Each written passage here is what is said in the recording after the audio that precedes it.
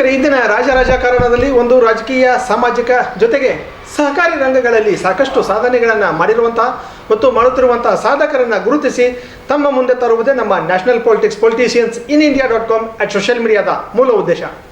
ನಮ್ಮ ಇವತ್ತಿನ ವಿಶೇಷ ಸಂದರ್ಶನದಲ್ಲಿ ಹಾಸನ ಜಿಲ್ಲೆ ಅರಸೀಕೆರೆ ಕೃಷಿ ಉತ್ಪನ್ನ ಮಾರುಕಟ್ಟೆ ಸಮಿತಿ APMCಯಲ್ಲಿ ಮಾಜಿ ಅಧ್ಯಕ್ಷರಾಗಿ ಸೇವೆಯನ್ನು ಸಲ್ಲಿಸಿರುವಂತಹ ಮತ್ತು ಅರಸೀಕೆರೆ ಗ್ರಾಮ ಪಂಚಾಯಿತಿಯಲ್ಲಿ ಮಾಜಿ ಅಧ್ಯಕ್ಷರಾಗಿ 2 ಅವಧಿಗೆ ಸದಸ್ಯರಾಗಿ ಸೇವೆಯನ್ನು ಸಲ್ಲಿಸಿರುವಂತಹ ಜೊತೆಗೆ ಬೆಳವಳ್ಳಿ ಹಾಲು ಉತ್ಪಾದಕರ ಸಹಕಾರಿ ಸಂಘದ ಮಾಜಿ ಅಧ್ಯಕ್ಷರಾಗಿ ಕೂಡ ಸೇವೆಯನ್ನು ಸಲ್ಲಿಸಿರುವಂತಹ ಮತ್ತು ಅರಸೀಕೆರೆ ತಾಲೂಕಿನ ಆಶ್ರಯ ಸಮಿತಿಯ ಮಾಜಿ ಸದಸ್ಯರಾಗಿ ಸೇವೆಯನ್ನು ಸಲ್ಲಿಸಿರುವಂತಹ ಮತ್ತು ಗಣಸಿ ಬ್ಲಾಕ್ ಕಾಂಗ್ರೆಸ್ನ ಮಾಜಿ ಅಧ್ಯಕ್ಷರಾಗಿ ಸೇವೆಯನ್ನು ಸಲ್ಲಿಸಿರುವಂತಹ ಮತ್ತು ಸುಮಾರು 37 ವರ್ಷದಿಂದ ಸಮಾಜ ಸೇವೆಯನ್ನು ಮಾಡುತ್ತಾ ಬಂದಿರುವ ಸಮಾಜ ಸೇವಕರು ಸನ್ಮಾನ್ಯ ಶ್ರೀ BS ಮಹದೇವಪ್ಪ ಸರ್ ಅವರು ನಮ್ಮ ಉಪಸ್ಥಿತಿಯಲ್ಲಿದ್ದಾರೆ. ಇವರಿಗೆ ನಮ್ಮ ಪೊಲಿಟಿಷಿಯನ್ಸ್ ಇನ್ ಇಂಡಿಯಾ.com ಸೋಷಿಯಲ್ ಮೀಡಿಯಾ ಪರವಾಗಿ ಹಾರ್ದಿಕ ಸ್ವಾಗತ ಸರ್. ನಮಸ್ಕಾರ ಸರ್. ನಮಸ್ಕಾರ ಸರ್. ಅದೇ ರೀತಿ ಅರಸೀಕೆರೆ APMCಯಲ್ಲಿ ಮಾಜಿ ಅಧ್ಯಕ್ಷರಾಗಿ ಸೇವೆಯನ್ನು ಸಲ್ಲಿಸಿರುವಂತಹ ಮತ್ತು ಸಂಖ್ಯೆಹಳ್ಳಿ ಪ್ರಾಥಮಿಕ ಕೃಷಿ ಪತ್ತಿನ ಸಹಕಾರಿ ಸಂಘ ನಿಯಮಿತ ಸಂಖ್ಯೆಹಳ್ಳಿ ಇದರಲ್ಲಿ ಮಾಜಿ ನಿರ್ದೇಶಕರಾಗಿ ಸೇವೆಯನ್ನು ಸಲ್ಲಿಸಿರುವಂತಹ ಮತ್ತು ಸುಮಾರು 30 ವರ್ಷದಿಂದ ಸಮಾಜ ಸೇವೆಯನ್ನು ಮಾಡುತ್ತಾ ಬಂದಿರುವ ಸಮಾಜ ಸೇವಕರು ಸನ್ಮಾನ್ಯ ಶ್ರೀ CN ಧರ್ಮಪ್ಪ ಚಿಕ್ಕಟ್ಟೆ ಸರ್ ಅವರು ನಮ್ಮ ಉಪಸ್ಥಿತಿಯಲ್ಲಿದ್ದಾರೆ. ಇವರಿಗೆ ನಮ್ಮ ಪೊಲಿಟಿಷಿಯನ್ಸ್ ಇನ್ ಇಂಡಿಯಾ.com ಸೋಷಿಯಲ್ ಮೀಡಿಯಾ ಪರವಾಗಿ ಹಾರ್ದಿಕ ಸ್ವಾಗತ ಸರ್. ನಮಸ್ಕಾರ ಸರ್. ಸರ್, ತಾವು ಒಂದು ರಾಜಕೀಯ ರಂಗದಲ್ಲಿ ಸಹಕಾರಿ ರಂಗದಲ್ಲಿ ಸಾಕಷ್ಟು ಒಂದು ಕೆಲಸ ಕಾರ್ಯಗಳನ್ನು ಅಭಿವೃದ್ಧಿಗಳನ್ನು ಈ ಭಾಗದಲ್ಲಿ ತಾವು ಮಾಡ್ಕೊಡ್ತೀರಿ. ಆ ಎಲ್ಲ ವಿಷಯಗಳನ್ನು ಕೇಳುವುದಕ್ಕಿಂತ ಪೂರ್ವದಲ್ಲಿ ಒಂದು ಸಣ್ಣ ಕಿರು ಪರಿಚಯವನ್ನು ನಮ್ಮ ವೀಕ್ಷಕರಿಗೆ ಹೇಳಿ ಸರ್. ನಮಸ್ಕಾರ ಎಲ್ಲರಿಗೂ. ನನ್ನ ಹೆಸರು BS ಮಹದೇವಪ್ಪ ಅಂತ, ಬೆಳವಳ್ಳಿ, ಕೋಳಮುಂದ ಪೋಸ್ಟ್, ಅರಸೀಕೆರೆ ತಾಲೂಕು. ಗಣಸಿ ಕ್ಷೇತ್ರ ಇತ್ತು, ಈಗ ಬೇಲೂರು ಕ್ಷೇತ್ರ ಆಗಿದೆ. ಮತ್ತು ಜಿಲ್ಲೆಯ ಹಾಸನ, ಅರಸೀಕೆರೆ ತಾಲೂಕು ನಮಗೆ ಸೇರುತ್ತೆ. ಇದರಲ್ಲಿ ನಮ್ಮ ಗ್ರಾಮ ಬೆಳವಳ್ಳಿ, ಪಂಚಾಯಿತಿ ಅರಕೆರೆ ಸೇರಿದಂಥ ಗ್ರಾಮದಲ್ಲಿ ಸುಮಾರು ನಾವು ಮತ್ತು ನಮ್ಮ ಮನೆ ಸೇರಿ ನಾನು 10 ವರ್ಷ, ನಮ್ಮ ಮನೆ 10 ವರ್ಷ ಗ್ರಾಮ ಪಂಚಾಯಿತಿಯಲ್ಲಿ ಸೇವೆ ಮಾಡಿದ್ದೀನಿ. ನಾನು ಒಂದು ಸರಿ ಅಧ್ಯಕ್ಷ ಇದ್ದೀನಿ, ನಮ್ಮ ಮನೆಯವರು ಒಂದು ಸರಿ ಉಪಾಧ್ಯಕ್ಷ ಇದ್ದಾರೆ. ಮತ್ತು ತದನಂತರ SM ಕೃಷ್ಣ ಕಾಲದಲ್ಲಿ ಆಶ್ರಯ ಕಮಿಟಿ ಸದಸ್ಯರು ಮಾಡಿದರು. SM ಕೃಷ್ಣ ಕಾಲದ ಸದಸ್ಯ ಮಾಡಿದಾಗ ಬೇಜಾನ್ ಇಡೀ ಹೋಬಳಿಗೆ ಹೆಚ್ಚು ಕಡಿಮೆ ಒಂದು 600-700 ಸೈಟು ಬಡವರಿಗೆಲ್ಲ ಕೊಟ್ಟೆ. ನಾನು ಎಲ್ಲ ಗ್ರಾಮಕ್ಕೂ ಸೈಟ್ ವಿತರಣೆ ಮಾಡಿದೆ. ಆಮೇಲೆ ಪ್ರತಿಯೊಂದು ಶಾಲಾ ಕೊಠಡಿ ಇರ್ಬೋದು, ಆಶ್ರಯ ಮನೆಗಳು, ಆಶ್ರಯ ಕಮಿಟಿ ಅಂದಾಗ ನಮ್ಮ ಹೋಬಳಿ ಹೊಂದಿಕೆಯ ಗಣಸಿ ಕ್ಷೇತ್ರದಲ್ಲಿ 9763 ಮನೆಯನ್ನು ನಾನು ತಂದೆ. ಅದು ನಮ್ಮ ಶಿವರಾಮ ಸಲಹೆಯಿಂದ ಮತ್ತು SM ಕೃಷ್ಣ CM ಆದಾಗ ತಂದು ಪ್ರತಿಯೊಂದು. ಆವಾಗ ರಾಜೀವ್ ಗಾಂಧಿ ಸ್ಕೀಮಲ್ಲಿ ಏನಾಯಿತು, ಆವಾಗ ವಾರಂಟಿ ಫಲಾನುಭವಿಗಳಿಗೆ ಚೆಕ್ ಪವರ್, ಆವಾಗ ಆಸೆ ಕಮಿಟಿಗೆ ಚೆಕ್ ಪವರ್ ಕೊಟ್ಟರು ನಮಗೆ. ಆ ಚೆಕ್ ಪವರ್ ಕೊಟ್ಟು ಫಲಾನುಭವಿಗೆ ನೇರವಾಗಿ ಕೊಟ್ಟು ಆ ಮನೆ ಕಟ್ಸೋಕ್ಕೆ ಹೆಲ್ಪ್ ಮಾಡ್ತಿದ್ದರು. ಅಂಥದ್ದೆಲ್ಲ ಸೇವೆ ಮಾಡ್ಕೊಂಬಂದು ಆ ಸೇವೆ ಮಾಡಿ ಆದ ತದನಂತರ ಈ ಪಂಚಾಯತಿದು ಸೇವೆ ಮಾಡಿದಾಗ ನಮ್ಮ ತದನಂತರ ಇವೆರಡನ್ನೂ ಗುರುತಿಸಿ ಕೃಷಿ ಮಾರುಕಟ್ಟೆ ಸಮಿತಿಗೆ ನನಗೆ ಗುರುತಿಸ್ತು. ಕೃಷಿ ಮಾರುಕಟ್ಟೆ ಸಮಿತಿ ಗುರುತಿಸಿದಾಗ ಎಲ್ಲರೂ ನಾನು 2 ಇದೀನಿ, ನಾನು ಬೇಡ ಅಂದಾಗ ಹೈಕಮಾಂಡು ನನ್ನ ಮೇಲೆ ಇಲ್ಲ ನೀನು ಮಾಡಲೇಬೇಕು ಅಂತ ಗುರುತಿಸಿದಾಗ ನನ್ನ ಗುರುತಿಸಿ ಅಪ್ಲಿಕೇಶನ್ನ ಕಾರ್ಯಕರ್ತರ ಮೇಲೆ ಹಾಕ್ತು. ಆಮೇಲೆ ನಮ್ಮ ವಿರುದ್ಧ ಹಾಕ್ತಿದಾಗ MLA ಕ್ಯಾಂಡಿಡೇಟೇ ಹಾಕಿದ್ರು, ರಾಜಶೇಖರ್ ಅಂತ ಹೇಳಿದ ಹಾಕಿದ್ರು. ಆಗ ಜನ ನೋಡಿ ಅದೇನೇ ಹೇಳ್ತಾರಲ್ಲ, ಹೀಗೆ ನಾವು ಎಲೆಕ್ಷನ್ ಮಾಡಿದೆವು. ಪ್ರತಿಯೊಂದು ಎಲೆಕ್ಷನ್ ಮಾಡಿ ಕೌಂಟಿಂಗ್ ಹೋಗಿ ಭಯಪಟ್ಟು ಅವು MLA ಕ್ಯಾಂಡಿಡೇಟ್ ನಾವು ಗೆಲ್ಲಕ್ಕಾಗಲ್ಲ ಅಂತೇಳಿ ಸುಮ್ಮನಿದ್ದು. ಆದರೆ ಕಾರ್ಯಕರ್ತ ಹುರಿದುಂಬಿಸಿ ನೀನು ಗೆಲ್ತೀಯ ಬಾ ಅಂತೇಳಿ ಕರ್ಕೊಂಡೋದ್ರು. ಅಲ್ಲಿ ನೋಡಿದಾಗ 575 ಓಟಲ್ಲಿ ಲೀಡಲ್ಲಿ ಗೆದ್ದು ಆವಾಗಿಂದ ನಮ್ಮ ರಾಜಕಾರಣದ ಚಿತ್ರೀಕರಣನೇ ಬೇರೆ ಆಗೋಯಿತು. ಎಲ್ಲ ಕಾರ್ಯಕರ್ತರ ಉಲ್ಲಾಸ, ಆಶೀರ್ವಾದ, ಶಿವರಾಮ ಆಶೀರ್ವಾದ ಇವೆಲ್ಲ ಕಟ್ಕೊಂಡೋದು. ಆವಾಗ ಗ್ರಾಮದ ಚಿಂತನೆಗೆ ಸ್ಕೂಲ್ ಇರ್ಬೋದು, ಕಾಂಪೌಂಡ್ ಇರ್ಬೋದು, ಓವರ್ ಟ್ಯಾಂಕ್, ಹೊಸ ಬಡಾವಣೆ ಮಾಡೋದು, ಒಂದು 65 ಕೆಲಸ ಮಾಡಲಿಕ್ಕೆ ಅನುಕೂಲ ಆಯಿತು. ಅನುಕೂಲ ಎಲ್ಲ ಸಣ್ಣ ಪುಟ್ಟ. ಆಮೇಲೆ ಎಸ್ ಸರ್. ಸರ್, ಇನ್ನು ರಾಜಕೀಯಕ್ಕೆ ತಾವು ಹೇಗೆ ಪಾದಾರ್ಪಣೆಯನ್ನು ಮಾಡಿದ್ರಿ ಸರ್? ರಾಜಕೀಯಕ್ಕೆ ನಾವು ಬರಬೇಕು, ನಮ್ಮ ತಂದೆ ಕಾಲದಲ್ಲೂ ರಾಜಕೀಯನೇ. ನಮ್ಮ ತಂದೆ ಗ್ರಾಮ ಪಂಚಾಯತ್ ಸದಸ್ಯರಾಯಿತು, ಶಿವರಂಜಪ್ಪನವರು ರಾಜಕೀಯದಲ್ಲಿ ಸದಸ್ಯರಾಯಿತು. ಅವರು ಸದಸ್ಯ ತದನಂತರ ನಮ್ಮ ಊರಿನ ಆಡಳಿತ ಗುಡಿಗೌಡರು ಅಂತ ನಮ್ಮ ತಂದೆಯದೇ ಇತ್ತು. ಅದು ಜನ ಇಲ್ಲ, ಇಲ್ಲಿ ನೀವು ಬಿಟ್ಟು ಸಮಾಧಾನದಕ್ಕೆ ವ್ಯಕ್ತಿಯಾಗಿ ಮಾಡ್ಕೊಂಡು ಹೋಗಿ ಯಾರಿಲ್ಲ ಅಂತ ಜನ ನಮ್ಮನ್ನೇ ಗುರುತಿಸಿರು. ಇಲ್ಲಿವರೆಗೂ ನಮ್ಮ ಕ್ಷೇತ್ರದಲ್ಲಿ ಎಲ್ಲರ ಆಶೀರ್ವಾದ, ನಂದಲ್ಲ, ಜನ ಕಾರ್ಯಕರ್ತರ ಆಶೀರ್ವಾದ, ಜನಾಭಿಪ್ರಾಯದಲ್ಲಿ ಇಲ್ಲಿವರೆಗೆ ನಮ್ಮೂರಲ್ಲಿ 40 ವರ್ಷದಿಂದಲೇ, ಹೆಚ್ಚು ಕಡೆ 30-40 ವರ್ಷದಿಂದಲೇ ನಮ್ಮೂರಲ್ಲಿ ಗ್ರಾಮ ಪಂಚಾಯತಿಯಲ್ಲಿ ನಮ್ಮ 7 ಕಾರ್ಯಕರ್ತರ ಗೆಲ್ಲಿಸಿ ಮುಂದೆ ಹೊರತು ಬೇರೆ ಎಲ್ಲೂ ಗೆಲ್ಲಿಸಿತ್ತು. S sir. ಸರ್, ಇನ್ನು ತಮ್ಮ ಒಂದು ಸಣ್ಣ ಕಿರು ಪರಿಚಯವನ್ನು ನಮ್ಮ ವೀಕ್ಷಕರಿಗೆ ಹೇಳಿ ಸರ್. ನನ್ನ ಹೆಸರು ಸಿ ಎನ್ ಧರ್ಮಪ್ಪ ಅಂತ.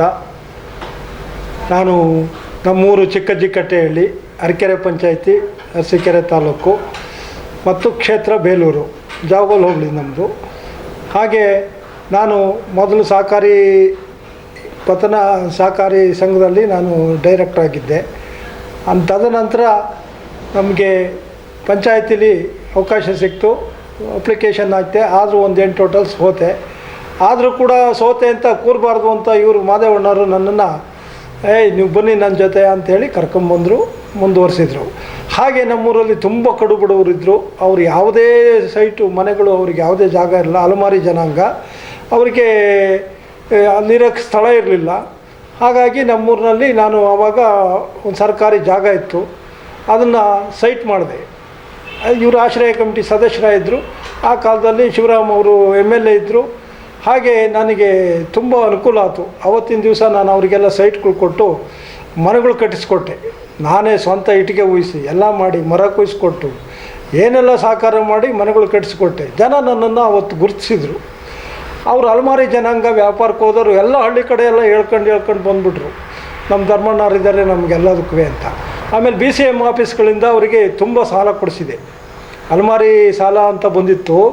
ಆ ಸಾಲನ ಅವರಿಗೆಲ್ಲ 25,000, 50,000, ಹೆಂಡ್ತಿಗೂ ಗಂಡಿಗೆ ಮಕ್ಕಳಿಗೆ ಎಲ್ಲರಿಗೂ ಸಹ ಆ ಒಂದು ಅಲಮಾರಿ ಸಾಲನ ಕೊಡಿಸಿದೆ. ಅವ್ರು ಇವತ್ತು ನೋಡೋದಕ್ಕೆ ಎಲ್ಲರ ಮನೆ ಮುಂದೆ ಕಾರ್ ಇಟ್ಕೊಂಡು ಬೈಕ್ ಇಟ್ಕೊಂಡು ವ್ಯಾಪಾರ ಮಾಡ್ತಾ ಇದ್ದಾರೆ. ಸರ್, ತಾವು ಒಂದು ರಾಜಕೀಯಕ್ಕೆ ಪಾದಾರ್ಪಣೆಯನ್ನು ಮಾಡಿದ ಸಂದರ್ಭದಲ್ಲಿ ತಮಗೆ ಒಂದು ಪ್ರೋತ್ಸಾಹಿಸಿದ ರಾಜಕೀಯ ಆದರ್ಶ ಗುರುಗಳು ಆಗ್ತದೆ? ನನಗೆ ಫಸ್ಟ್ ಕರೆದವ್ರು ಇವರೇ.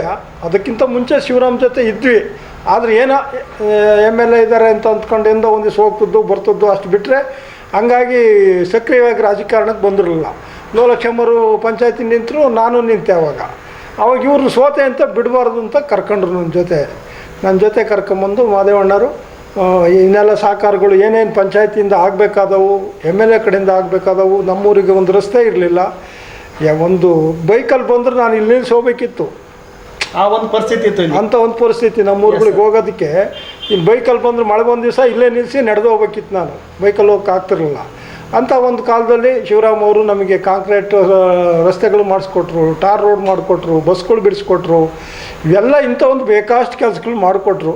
ಆಮೇಲೆ ಕರೆಂಟು ಅಂದರೆ ನಮ್ಮೂರಲ್ಲಿ ಬೀದಿ ದೀಪಗಳಲ್ಲಿ ಎಂಥ ಬೀದಿ ದೀಪ ಅಲ್ಲ, ಎಲ್ಲೂ ಕರೆಂಟೇ ಇರ್ತಿರಲಿಲ್ಲ. ಅಂಥ ಒಂದು ಸ್ಥಿತಿ. ಬೋರ್ವೆಲ್ ಕೊರೆಸಿದ್ರೆ ಇದು ವೋಲ್ಟೇಜ್ ಬರ್ತಿರಲಿಲ್ಲ. ನಮಗೆ MSS ಮಾಡಿಕೊಟ್ರು ಶಿವರಾಮ್ ಅವರು. MSS ಮಾಡಿಕೊಟ್ರು. ಸರ್, ತಾವು ಒಂದು ಹಾಸನ ಜಿಲ್ಲೆ ಅರಸೀಕೆರೆ ಕೃಷಿ ಉತ್ಪನ್ನ ಮಾರುಕಟ್ಟೆ ಸಮಿತಿಯಲ್ಲಿ ತಾವು ಮಾಜಿ ಅಧ್ಯಕ್ಷರಾಗಿ ಸೇವೆಯನ್ನು ಸಲ್ಲಿಸಿದ್ರಿ. ಆ ಒಂದು APMC ವ್ಯಾಪ್ತಿಯಲ್ಲಿ ಏನೇನು ಮುಖ್ಯವಾದ ಅಭಿವೃದ್ಧಿ ಕೆಲಸ ಕಾರ್ಯಗಳಾಗಿದೆ ಸರ್? ನಾವು ಅಲ್ಲಿ APMC ಅಧ್ಯಕ್ಷ ಆದಾಗ ನಮಗೆ ಟರ್ಮ್ ನಮ್ಮ ಹೈಕಮಾಂಡ್ ಪ್ರಕಾರ 10 ತಿಂಗಳು ಹಂಚ್ಕೊಂಡಿದ್ದು. ನಮ್ಮ ಅವಧಿಯಲ್ಲಿ ಕೃಷಿ ಮಾರುಕಟ್ಟೆ ಬಾಣಾವರ ಮತ್ತು ಜಾವಗಲು ಬರುತ್ತೆ, ಉಪ ಮಾರುಕಟ್ಟೆಗಳು. ಬಾಣಾವರ ಉಪ ಮಾರುಕಟ್ಟೆಗೆ 2 ಕೋಟಿ ರೂಪಾಯಿಂದ ಒಂದು ಮಾರ್ಕೆಟನ್ನೇ ಮಾಡಿದ್ವಿ. 2 ಬಾಣಾವರ ಹೋಬಳಿ ಬಾಣಾವರ ಮಾಡಿದ್ವು. ಜಾವಗಲ್ಲಿಗೆ ನಾನು CC ರಸ್ತೆ ಫುಲ್ಲು ಅದರೊಳಗೆ ಗ್ರೌಂಡ್ಗೆಲ್ಲ ಉಪ ಮಾರುಕಟ್ಟೆ ಮಾಡಿದ್ವು. ಅದರಲ್ಲಿ ಏನಪ್ಪ ಅಂತಂದರೆ ರೂಲ್ 71, ಅದರಲ್ಲಿ ಗ್ರಾಮೀಣ ಭಾಗದ ಈಗಲೂ ಅಷ್ಟೇ ರೈತರು ಕೇಳೋದು, ಗ್ರಾಮೀಣ ಭಾಗದಲ್ಲಿ ಕಣ ಮಾಡಿಕೊಡಿ ರೈತರಿಗೆ ಅಂತ ಕೇಳ್ತಾರೆ. ಆ ಗ್ರಾಮೀಣ ಭಾಗದಲ್ಲಿ ರೂಲ್ಸ್ ಬರಬೇಕಂದ್ರೆ ರೂಲ್ 71 ಮಾತ್ರ ಅವಕಾಶ APMC ಬಿಟ್ಟರೆ ಮತ್ತಿಲ್ಲ. ಅದ ಸರ್ಕಾರದಾಗಲಿ ಅದು ಎತ್ತಿಕೊಂಡು ಅದನ್ನು ಎನ್ವೆಸ್ಟ್ಮೆಂಟ್ ಮಾಡಿ ದುಡ್ಡು ಜಾಸ್ತಿ ಮಾಡಬೇಕು. ರೂಲ್ 71 ಜಾಸ್ತಿ ಮಾಡಿದರೆ ಹಳ್ಳಿಗಳಿಗೆ ಆ ಚುನಾಯಿತ ಪ್ರತಿನಿಧಿ ಆಗಿರ್ತಾನೆ. ಅವನು ಜನ ಬದುಕಕ್ಕೆ ಹಾಕ್ತಾರೆ, ಓಟ್ ಹಾಕಿರ್ತಾರೆ. ಅವನಿಗೆ ಬೇರೆ ಯಾರೂ ಹಾಕಿರಲ್ಲ, ಅದರ್ಸ್ ಹಾಕಿರಲ್ಲ. ವೋಟರ್ಸು ಕಾದಿದ್ದಾರೆ ಮಾನ್ಲಿ APMC ಓಟ್ ಹಾಕೋರು. ಅವ್ರು ಹೋದಾಗ ನಮ್ಮೂರಿಗೆ ಹಣ ಬೇಕು ಅಂತಾರೆ. ಇವತ್ತು ನೋಡಿ ಎಲ್ಲೆಲ್ಲಿ ಇವತ್ತು ಆಘಾತಗಳೆಲ್ಲ ಆಕ್ಸಿಡೆಂಟ್ ಆಗ್ತದವೆ, ರೋಡಿಗೆಲ್ಲ ಹಾಕ್ಯಂತಾರೆ. ರೋಡಿಗೆಲ್ಲ ಹಾಕೊಂಡು ಅಲ್ಲೇ ಭತ್ತ ಆಗಲಿ, ಜೋಳ ಆಗಲಿ, ತೆನೆ ಆಗಲಿ ಎಲ್ಲ ಹಾಕಿ ನೋಡಿದ್ದಾರೆ. ಬೇಕಷ್ಟು ಆಗ್ತದೆ. ಅದನ್ನು ನಾವು ಮನಗಂಡು ನನ್ನ ಅವಧಿಲಿ ಜಾವಲಿ ಮಾಡಿದೆ, ಆಮೇಲೆ ಕಣ ನಮ್ಮೂರಿಗೆ ಮಾಡಿದೆ, ಮಾದರಳ್ಳಿ ಮಾಡಿದೆ, ಸುಮಾರು ರೈತ ಕಣಗಳೆಲ್ಲ ಮಾಡಿದೆ. ಅಷ್ಟೊತ್ತಿ ನಮ್ಮ ಅವಧಿ ಮುಗಿದು. ಆವಾಗ ನಮ್ಮ ಅವಧಿ ನಾವಿದ್ದಾಗ ಸೆಸ್ಸು 4 ಕೋಟಿ ಮೇಲೆ ರೀಚ್ ಆಯಿತು. ಸೆಸ್ಸು ಒಳ್ಳೆಯ ಸೆಸ್ ಬಂದಿತ್ತು ನಮಗೆ. ಆ ಸೆಸ್ ಬಂದಾಗ ಅಭಿವೃದ್ಧಿ ಮಾಡೋಕ್ಕೆ ಬೇಕಾದಷ್ಟು ಗೋಡನ್ನು, ಆಮೇಲೆ ಇದು ಬ್ರಿಡ್ಜ್ಗಳು ಮಾಡ್ದು, ಆಮೇಲೆ ಏರಸ್ ಮಾಡ್ದು, ಇವೆಲ್ಲ ಮಾಡಿದ ಬಾಣಾವಧಿಗೆ ಒಂದಕ್ಕೆ 2.5 ಕೋಟಿ ರೂಪಾಯಿ. ಇವತ್ತು ದೊಡ್ಡದು ಮಾರ್ಕೆಟ್ ಆಯ್ತು, ದೊಡ್ಡ ಮಾರ್ಕೆಟ್ ಆಯ್ತು. ಅಲ್ಲಿ ಇವತ್ತು ಬೇಕಾದಷ್ಟು ಕೊಬ್ಬರಿ, ರಾಗಿ, ಜೋಳ ಎಲ್ಲದಕ್ಕೂ ಮಾಡ್ತಾರೆ ಅಲ್ಲಿ. ಹಾಗೆ ಜಾವಲ್ ನಮಗೆ ಮೇಯ್ನು. ಇಡೀ ಅರಸೀಕೆರೆ ತಾಲೂಕಿಗೆ ಫಸ್ಟ್ ಪ್ಲೇಟ್ ಆಗಿರೋದು ಜಾವಗಲ್ ಅಂಡ್ ಗಣಸಿ. ಎರಡೇ ಮಾರ್ಕೆಟಲ್ಲಿ ಹೈಯೆಸ್ಟ್ ಇರೋದು. ಈಗೆಲ್ಲ ಸೂರ್ಯಕಾಂತಿ, ಅವಾಗೆಲ್ಲ ಸೂರ್ಯಕಾಂತಿ, ಎಳ್ಳು, ಹೆಸರು, ಉದ್ದು ಎಲ್ಲ ಬರೋದು ನಮ್ಮ ಅವಧಿಲೆಲ್ಲ. ಬೇಕಾದಷ್ಟು ಸೆಸ್ ಬರೋದು. ಇತ್ತೀಚಿನ ಮಳೆ ಯಾವಾಗ ಬಂದಾಗ ಬರೀ ತೆಂಗು ಇವು ಬಿಟ್ಟರೆ ಇನ್ನೇನು ರಾಗಿ ಎರಡೇ ಸದ್ಯಕ್ಕೆ ಓಡ್ತಾ ಇದೆ. ನಾವು ಜನಪರ. ಆಮೇಲೆ ನಮ್ಮ ಅವಧಿಯಲ್ಲಿ ಸಾಕಷ್ಟು ರೈತರು ಮರದಿಂದ ಬಿದ್ದು ಕಾಯಿಗೆಲ್ಲ ಬಿದ್ದು ಕೆಳಗಡೆ ಸತ್ತವರು, ಅವರಿಗೆಲ್ಲ ಪರಿಹಾರ ಕೊಡಿಸ್ತು. 1 ಲಕ್ಷ, ಕಾಲು ಮುರ್ಕೊಂಡು ಹೋದ್ರಿಗೆ 50,000 ರೂಪಾಯಿ. ಈ ಥರನೆಲ್ಲ ಅಂತ ಹುಡುಕೊಂಡು ಹೋಗಿ ಯಾರು ಕೆಲಸ ಮಾಡ್ಬೇಕಾರೆ, ಗೊಬ್ಬರ ಹೊಡಿಬೇಕಾರೆ, ಜಾನುವಾರು ಮೇಯಿಸ್ಬೇಕಾರೆ, ಎತ್ಕೊಂಡು ಮೈ ತೊಳಿಬೇಕಾರೆಲ್ಲ ಸತ್ತು ಅಂತೆಲ್ಲ ಹೋಗಿ ಹಾವು ಕಡ್ದು ಅವಂತೆಲ್ಲ ಹಳ್ಳಿ ಮೇಲೆ ಗುರುತಿಸಿ ಆ ಸಂದಾಗ ನಮ್ಮ ಕೂಡ ಬರೋರು. ಆ APC ಇಂದ ಸಿಕ್ಕುತ್ತೆ ಅನ್ನೋದಾನ ಅಲ್ಲೋಗಿ ಕಾಣಬೇಕು ಅಂದಾಗ ನಾವೆಲ್ಲಂತ ಹೋಗಿ ಗುರುತಿಸಿ ಅವನ್ನೆಲ್ಲ ರೆಕಾರ್ಡೆಲ್ಲ ತಗೊಂಡು ನಾವೇ ಸಬ್ಮಿಟ್ ಮಾಡಿ ಮೈಸೂರು ಹೆಡ್ ಕ್ವಾರ್ಟರ್ ಹೊರದಾಗ ಅಲ್ಲಿಂದ ಅವರಿಗೆ ಪರಿಹಾರ ಎಲ್ಲ ಕೊಡಿಸ್ತೀವಿ ನಾವು APMCದಾಗ. ಸಾಕಷ್ಟು ನನ್ನ ಅವಧಿಲಿ APMCಲಿ ಚೆನ್ನಾಗಿ ಇಂಪ್ರೂವ್ಮೆಂಟ್ ಮಾಡಿದ್ರೆ APMC ಚೆನ್ನಾಗಾಯಿತು. ಸರ್, ಇನ್ನು APMC ಒಳಾಂಗಣದಲ್ಲಿ ರಸ್ತೆಗಳನ್ನಾಗಿರ್ಬೋದು, ಈ ರೈತರಿಗೆ ಕುಡಿಯುವ ನೀರಿನ ವ್ಯವಸ್ಥೆಗಳನ್ನಾಗಿರ್ಬೋದು, ಆಮೇಲೆ ಉಳ್ಕೊಳ್ಳುವಂಥ ಒಂದು ವ್ಯವಸ್ಥೆಯನ್ನಾಗಿರ್ಬೋದು, ಯಾವ ರೀತಿ ಮಾಡಿದಿರಿ ಸರ್? ಸರ್, ರೈತರಿಗಾಗಿ ಉಳ್ಕೊಳ್ಳೋಕ್ಕೆ ನಮ್ಮ ರೈತರಿಗೆ ಒಂದು ಹೊರಗಡೆ ರೈತ ಬರಲಿ, ಹೊರಗಡೆ ವ್ಯಾಪಾರಸ್ಥರು ಬರಲಿ ಅಂತೇಳಿ ಒಂದು ಸುಮಾರು ಬಿಲ್ಡಿಂಗ್ ಮಾಡಿ ಅಲ್ಲಿ ಇವತ್ತು ಸಹ ಒಂದು 5-6 ರೂಮ್ಸ್ ಎಲ್ಲ ಮಾಡಿದ್ದೀವಿ ಉಳ್ಕೊಳ್ಳೋಕ್ಕೆ. ರೈತ ಭವನ ಮಾಡಿದ್ದೀವಿ. ಆಮೇಲೆ ಆ ರೈತದಕ್ಕೆ ನಮ್ಮದು ಹೆಚ್ಚು ಕಡಿಮೆ ಒಂದು 60 ಎಕರೆ ಜಮೀನು ಅದು APMC ಆವರಣ ಇರೋದು. ಅದು ಆವರಣಕ್ಕೆ ಫುಲ್ಲು ಸಿಮೆಂಟ್ ರಸ್ತೆ ಮಾಡಿಸಿದ್ವಿ ಆವರಣದಲ್ಲಿ. ಆಮೇಲೆ ಎಲ್ಲಕ್ಕೂ 1-2-3 ಟಾಗಲ್ ಇವುದವೆ ಮಾರ್ಕೆಟಿನ ಇದೆ, ಅವಕ್ಕೆಲ್ಲಕ್ಕೂ ಜಕ್ಲಿ ಥರ ಮಾಡಿ ಕಾಂಕ್ರೀಟ್ ಎಲ್ಲ ಆಗಿದೆ. ಪುನಃ ಮತ್ತೆ ಮತ್ತು ಇತ್ತೀಚಿನ ಅವಾಗೆಲ್ಲ ಗಣಸಿಗೆ ನೀರು ಕುಡಿಯೋ ಸಮಸ್ಯೆ ಇತ್ತು. ಗಣಸಿ ಮಾರ್ಕೆಟೆ ಮತ್ತು ಕಲ್ಸಾದ್ರಲ್ಲಿ, ಆಮೇಲೆ ಮಾಡಾಡು ಅಲ್ಲ ಕಣ್ಕಟ್ಟಿ, ನಮ್ಮ ಅರಸೀಕೆರೆ ತಾಲೂಕು ಕಣ್ಕಟ್ಟಿ, ಇವೆಲ್ಲ ಸಮಸ್ಯೆ, ನೀರಿನ ಸಮಸ್ಯೆನೆಲ್ಲ ಅವಾಗ ಖುದ್ದಾಗಿ ನಾವು ಹೋಗಿ ಪರಿಶೀಲನೆ ಮಾಡಿ ರೈತ ಅನುಕೂಲ ಆಗಂಗೆ ಅಲ್ಲೂ ಸಹ ನೀರು ಕುಡಿಸೋ ವ್ಯವಸ್ಥೆ ಮಾಡಿ ಎಲ್ಲ ಬಗೆಹರಿಸಿಕೊಟ್ಟು. ಆಮೇಲೆ ಪುನಃ ನಮ್ಮ ಅವಧಿ ಆದಾಗ ಪುನಃ ಮತ್ತೊಬ್ಬರು ಚಂದಿದಾಗ ಅದು ನಮ್ಮ ಬಾಡಿ ಇರೋವರೆಗೂ ಅಭಿವೃದ್ಧಿ ಬಗ್ಗೆ ಎಲ್ಲರೂ ಚಿಂತೆ ಮಾಡ್ಕೊಂಡೇ ಕೆಲಸನ ಮಾಡ್ಕೊಂಡ್ಬಂದು. ಎಸ್ ಸರ್, ತುಂಬ ಸಂತೋಷ ಸರ್. ಸರ್, ತಾವು ಅರಸೀಕೆರೆ APMCಲಿ ಮಾಜಿ ಅಧ್ಯಕ್ಷರಾಗಿ ತಮ್ಮ ಒಂದು ಸೇವೆ ಹೇಗಿತ್ತು, ಅದರ ಅನುಭವಗಳು ಹೇಗಿತ್ತು ಸರ್? ನಾನು APMC ಕಾಲಿಟ್ಟಾಗ ಇವರು ನನಗೆ APMCಗೆ ನಿಂತ್ಕೊಳ್ಳೇಬೇಕು, ನೀವೇ ಗೆಲ್ಲಕ್ಕೆ ಸಮರ್ಥರಾಗಿದ್ದೀರಾ ಅಂತ ಮಾದೇವಣ್ಣವರು ನನ್ನನ್ನು ಪ್ರೋತ್ಸಾಹ ಮಾಡಿದರು. ಹಾಗೆ ನಾನು ನಿಂತೆ ಅಂತಂದ ತಕ್ಷಣ ನಮ್ಮೂರಿನ ಕೋಟ್ಯಾಧೀಶರೊಬ್ಬರು ನಮ್ಮ ಅಣ್ತಮ್ಮಗಳೇ ಅವರು ನನ್ನ ವಿರುದ್ಧವಾಗಿ ಅವರು ನಿಂತರು. ಹಾಗೆ ನಿಂತಾಗ ಏನಾಯಿತು ಅಂತಂದರೆ ನನ್ನನ್ನೆಲ್ಲರೂ ಟೀಕೆ ಮಾಡೋರು, ಧರ್ಮಣ್ಣಲ್ಲಿ ಗೆಲ್ಲಕ್ಕಾತೆ ಅಂಥ ಕೋಟ್ಯಾಧೀಶರ ಮುಂದೆ ಹಾಗೆ ಹೀಗೆ ಅಂತ. ಮಾದೇವಣ್ಣರು ಹೆದರಲೇ ಇಲ್ಲ, ಬರ್ರಿ ನೋಡೋಣ ಅದು ಏನಾಗುತ್ತೆ ಅಂತ ನನ್ನ ಜೊತೆಲಿ ಕರ್ಕೊಂಡೋಗಿ ಗೆಲ್ಸೇ ಬಿಟ್ಟರು. Yes sir. ಆ ಗೆಲ್ಸಿದ್ದು ಶಿವರಾಮ್ ಅವರು, ಇವ್ರನ್ನ ನಾನು ನೆನ್ಕೊಂತೀನಿ ಯಾವತ್ತು. Yes sir. ಸರಿ, ಆ ಒಂದು ವ್ಯಾಪ್ತಿಯಲ್ಲಿ APMC ವ್ಯಾಪ್ತಿಯಲ್ಲಿ ಏನು ಕೆಲಸ ಆಗಿದೆ? ನಮ್ಮ ಕಾಲದಲ್ಲಿ ಆಗಿರ್ತಕ್ಕಂಥ ಕೆಲಸಗಳು ಗಣಸೀಲಿ ಈ ಮಳಿಗೆಗಳನ್ನು ಕಟ್ಸಿದ್ದೀವಿ ಬೇಕಾಷ್ಟು, ಒಂದು 70-80 ಮಳಿಗೆಗಳು ಕಟ್ಸಿದ್ದೀವಿ. ಮತ್ತು ನಮ್ಮ ಜಾವಗಲ್ನಲ್ಲಿ ದೊಡ್ಡ ಬಿಲ್ಡಿಂಗ್ ಕಟ್ಸಿದ್ದೀವಿ, ಗೋಡನ್ಗಳು, ಕೊಬ್ಬರಿ ಗೋಡನ್ಗಳು ಏರೋಸ್ ಮಾಡಿಸೋದಕ್ಕೆ. ಆಮೇಲೆ ಕಾಂಕ್ರೀಟ್ ರಸ್ತೆಗಳನ್ನು ಮಾಡಿಸಿದ್ದೀವಿ ಉಳಿದಂಥ ಜಾಗಕ್ಕೆ. ಆಮೇಲೆ ಅರಸೀಕೆರೆಲ್ಲೂ ಒಂದು 2-3 ರಸ್ತೆಗಳು ಮಾಡಿಕೊಟ್ಟಿದ್ದೀವಿ. ಆಮೇಲೆ ನನಗೆ ಏನಾಯಿತು ಅಂದರೆ ಒಳ್ಳೆ ಕೊರೋನಾ ಟೈಮಿಗೆ ಬಂದ್ಬಿಡ್ತು. ಆ ಕೊರೋನಾ ಟೈಮಲ್ಲಿ ಬಂದಾಗ ನನಗೆ ಏನು ಆಮೇಲೆ ಕೇಂದ್ರ ಸರ್ಕಾರದಿಂದ ಅನುದಾನ ಇದು ಏನೋ ಕಾನೂನು ತಂದುಬಿಟ್ರಲ್ಲ ಅವಾಗ, ಕಾನೂನು ತಿದ್ದುಪಡಿ ಮಾಡಿ APMCಗಳನ್ನೆಲ್ಲ ಹೊರಗಡೆ ಮಾರಾಟ ಮಾಡ್ಕೋಬೇಕು. ನಮ್ಮ APMCಗೆ ಏನೇನೂ ಸಿಕ್ತಂಗೆ ಆಗ್ಬಿಡ್ತು. ಅವತ್ತು ಸಂಬಳ ಕೊಡೋಕ್ಕೂ ಕಷ್ಟ ಆಯಿತು. ನಾನೇ ಅಧ್ಯಕ್ಷ ಆಗಿದ್ದು, ಕಮ್ಮಿ ಆಗ್ಬಿಟ್ಟು ಏನೂ ಅನುಕೂಲ ಆಗಲಿಲ್ಲ. ಆಮೇಲೆ ಇದ್ದರನ್ನೇ 4-5 ಜನ ಸಂಬಳ ಕೊಡೋಕ್ಕಾಗ್ದಲೆ ಕೆಲಸದಿಂದ ತೆಗೆದುಬಿಟ್ವಿ. ಅಂಥ ಒಂದು ಸ್ಥಿತಿ ಬಂದ್ಬಿಡ್ತು, ಸಂಬಳ ಕೊಡೋಕ್ಕಾಗ್ತದೆ ಅಂಥ ಸ್ಥಿತಿ ಬಂದದ್ದು. ಅದೊಂದು ಅನ್ಯಾಯ ಆಯಿತು. ಮತ್ತು ರೈತರಿಗೆ ನಮಗೇನೂ ಮಾಡ್ಕೊಡೋಕ್ಕಾಗ್ತಿರಲಿಲ್ಲ ಅಂಥ ಸ್ಥಿತಿ ಹಾಗಾಯಿತು. ಆದರೂ ಆ ಮುಂಚೆ ಆದಿದ್ರಲ್ಲಿ ಒಂದು ಸ್ವಲ್ಪ ಅಷ್ಟು ಕೆಲಸ ಮಾಡಿದ್ವು. ಆಮೇಲಂತೂ ಏನೂ ಮಾಡೋಕ್ಕಾಗಲೇ ಇಲ್ಲ ಈ ಕೊರೋನಾ ಬಂದ ಟೈಮಲ್ಲಿ. ಆಮೇಲೆ ಅದು ಅದೇ ಕೇಂದ್ರದ ಆಡಳಿತದಲ್ಲಿ ಇದ್ದಾಗ ಇದು ಮಾಡಿಬಿಟ್ರು, ಸೆಸ್ ತೆಗೆದುಬಿಟ್ರು. ಎಲ್ಲಿ ಬೇಕು ಅಲ್ಲೇ ಮಾರಾಟ ಮಾಡಿಬಿಡ್ತು. ಹಳ್ಳಿಗಳಲ್ಲಿ ಅಲ್ಲಲ್ಲೇ ತುಂಬ್ಕೊಂಡೋಗಿ ಎಲ್ಲಿ ಬೇಕು ಅಲ್ಲಿಗೆ ಮಾರ್ಕೊಳ್ಳೋರು, ಯಾರು ಕೇಳೋದು ಜಾಸ್ತಿ ಆಗ್ಬಿಡ್ತು. ನಮಗೆ ಅಲ್ಲಿ ಏನೂ ಸೆಸ್ ಬರ್ದಂಗೆ ಆಗ್ಬಿಡ್ತು. ಸೆಸ್ಸು ತುಂಬ ಕಡಿಮೆ ಆಗಿದ್ದರಿಂದ ನಮಗೆ ಕೆಲಸ ಮಾಡೋಕ್ಕಾಗಿರಲಿಲ್ಲ. ಇತ್ತೀಚೆಗೆ ಸ್ವಲ್ಪ ಪರವಾಗಿಲ್ಲ, ಸೆಸ್ ನಡೀತೈತೆ.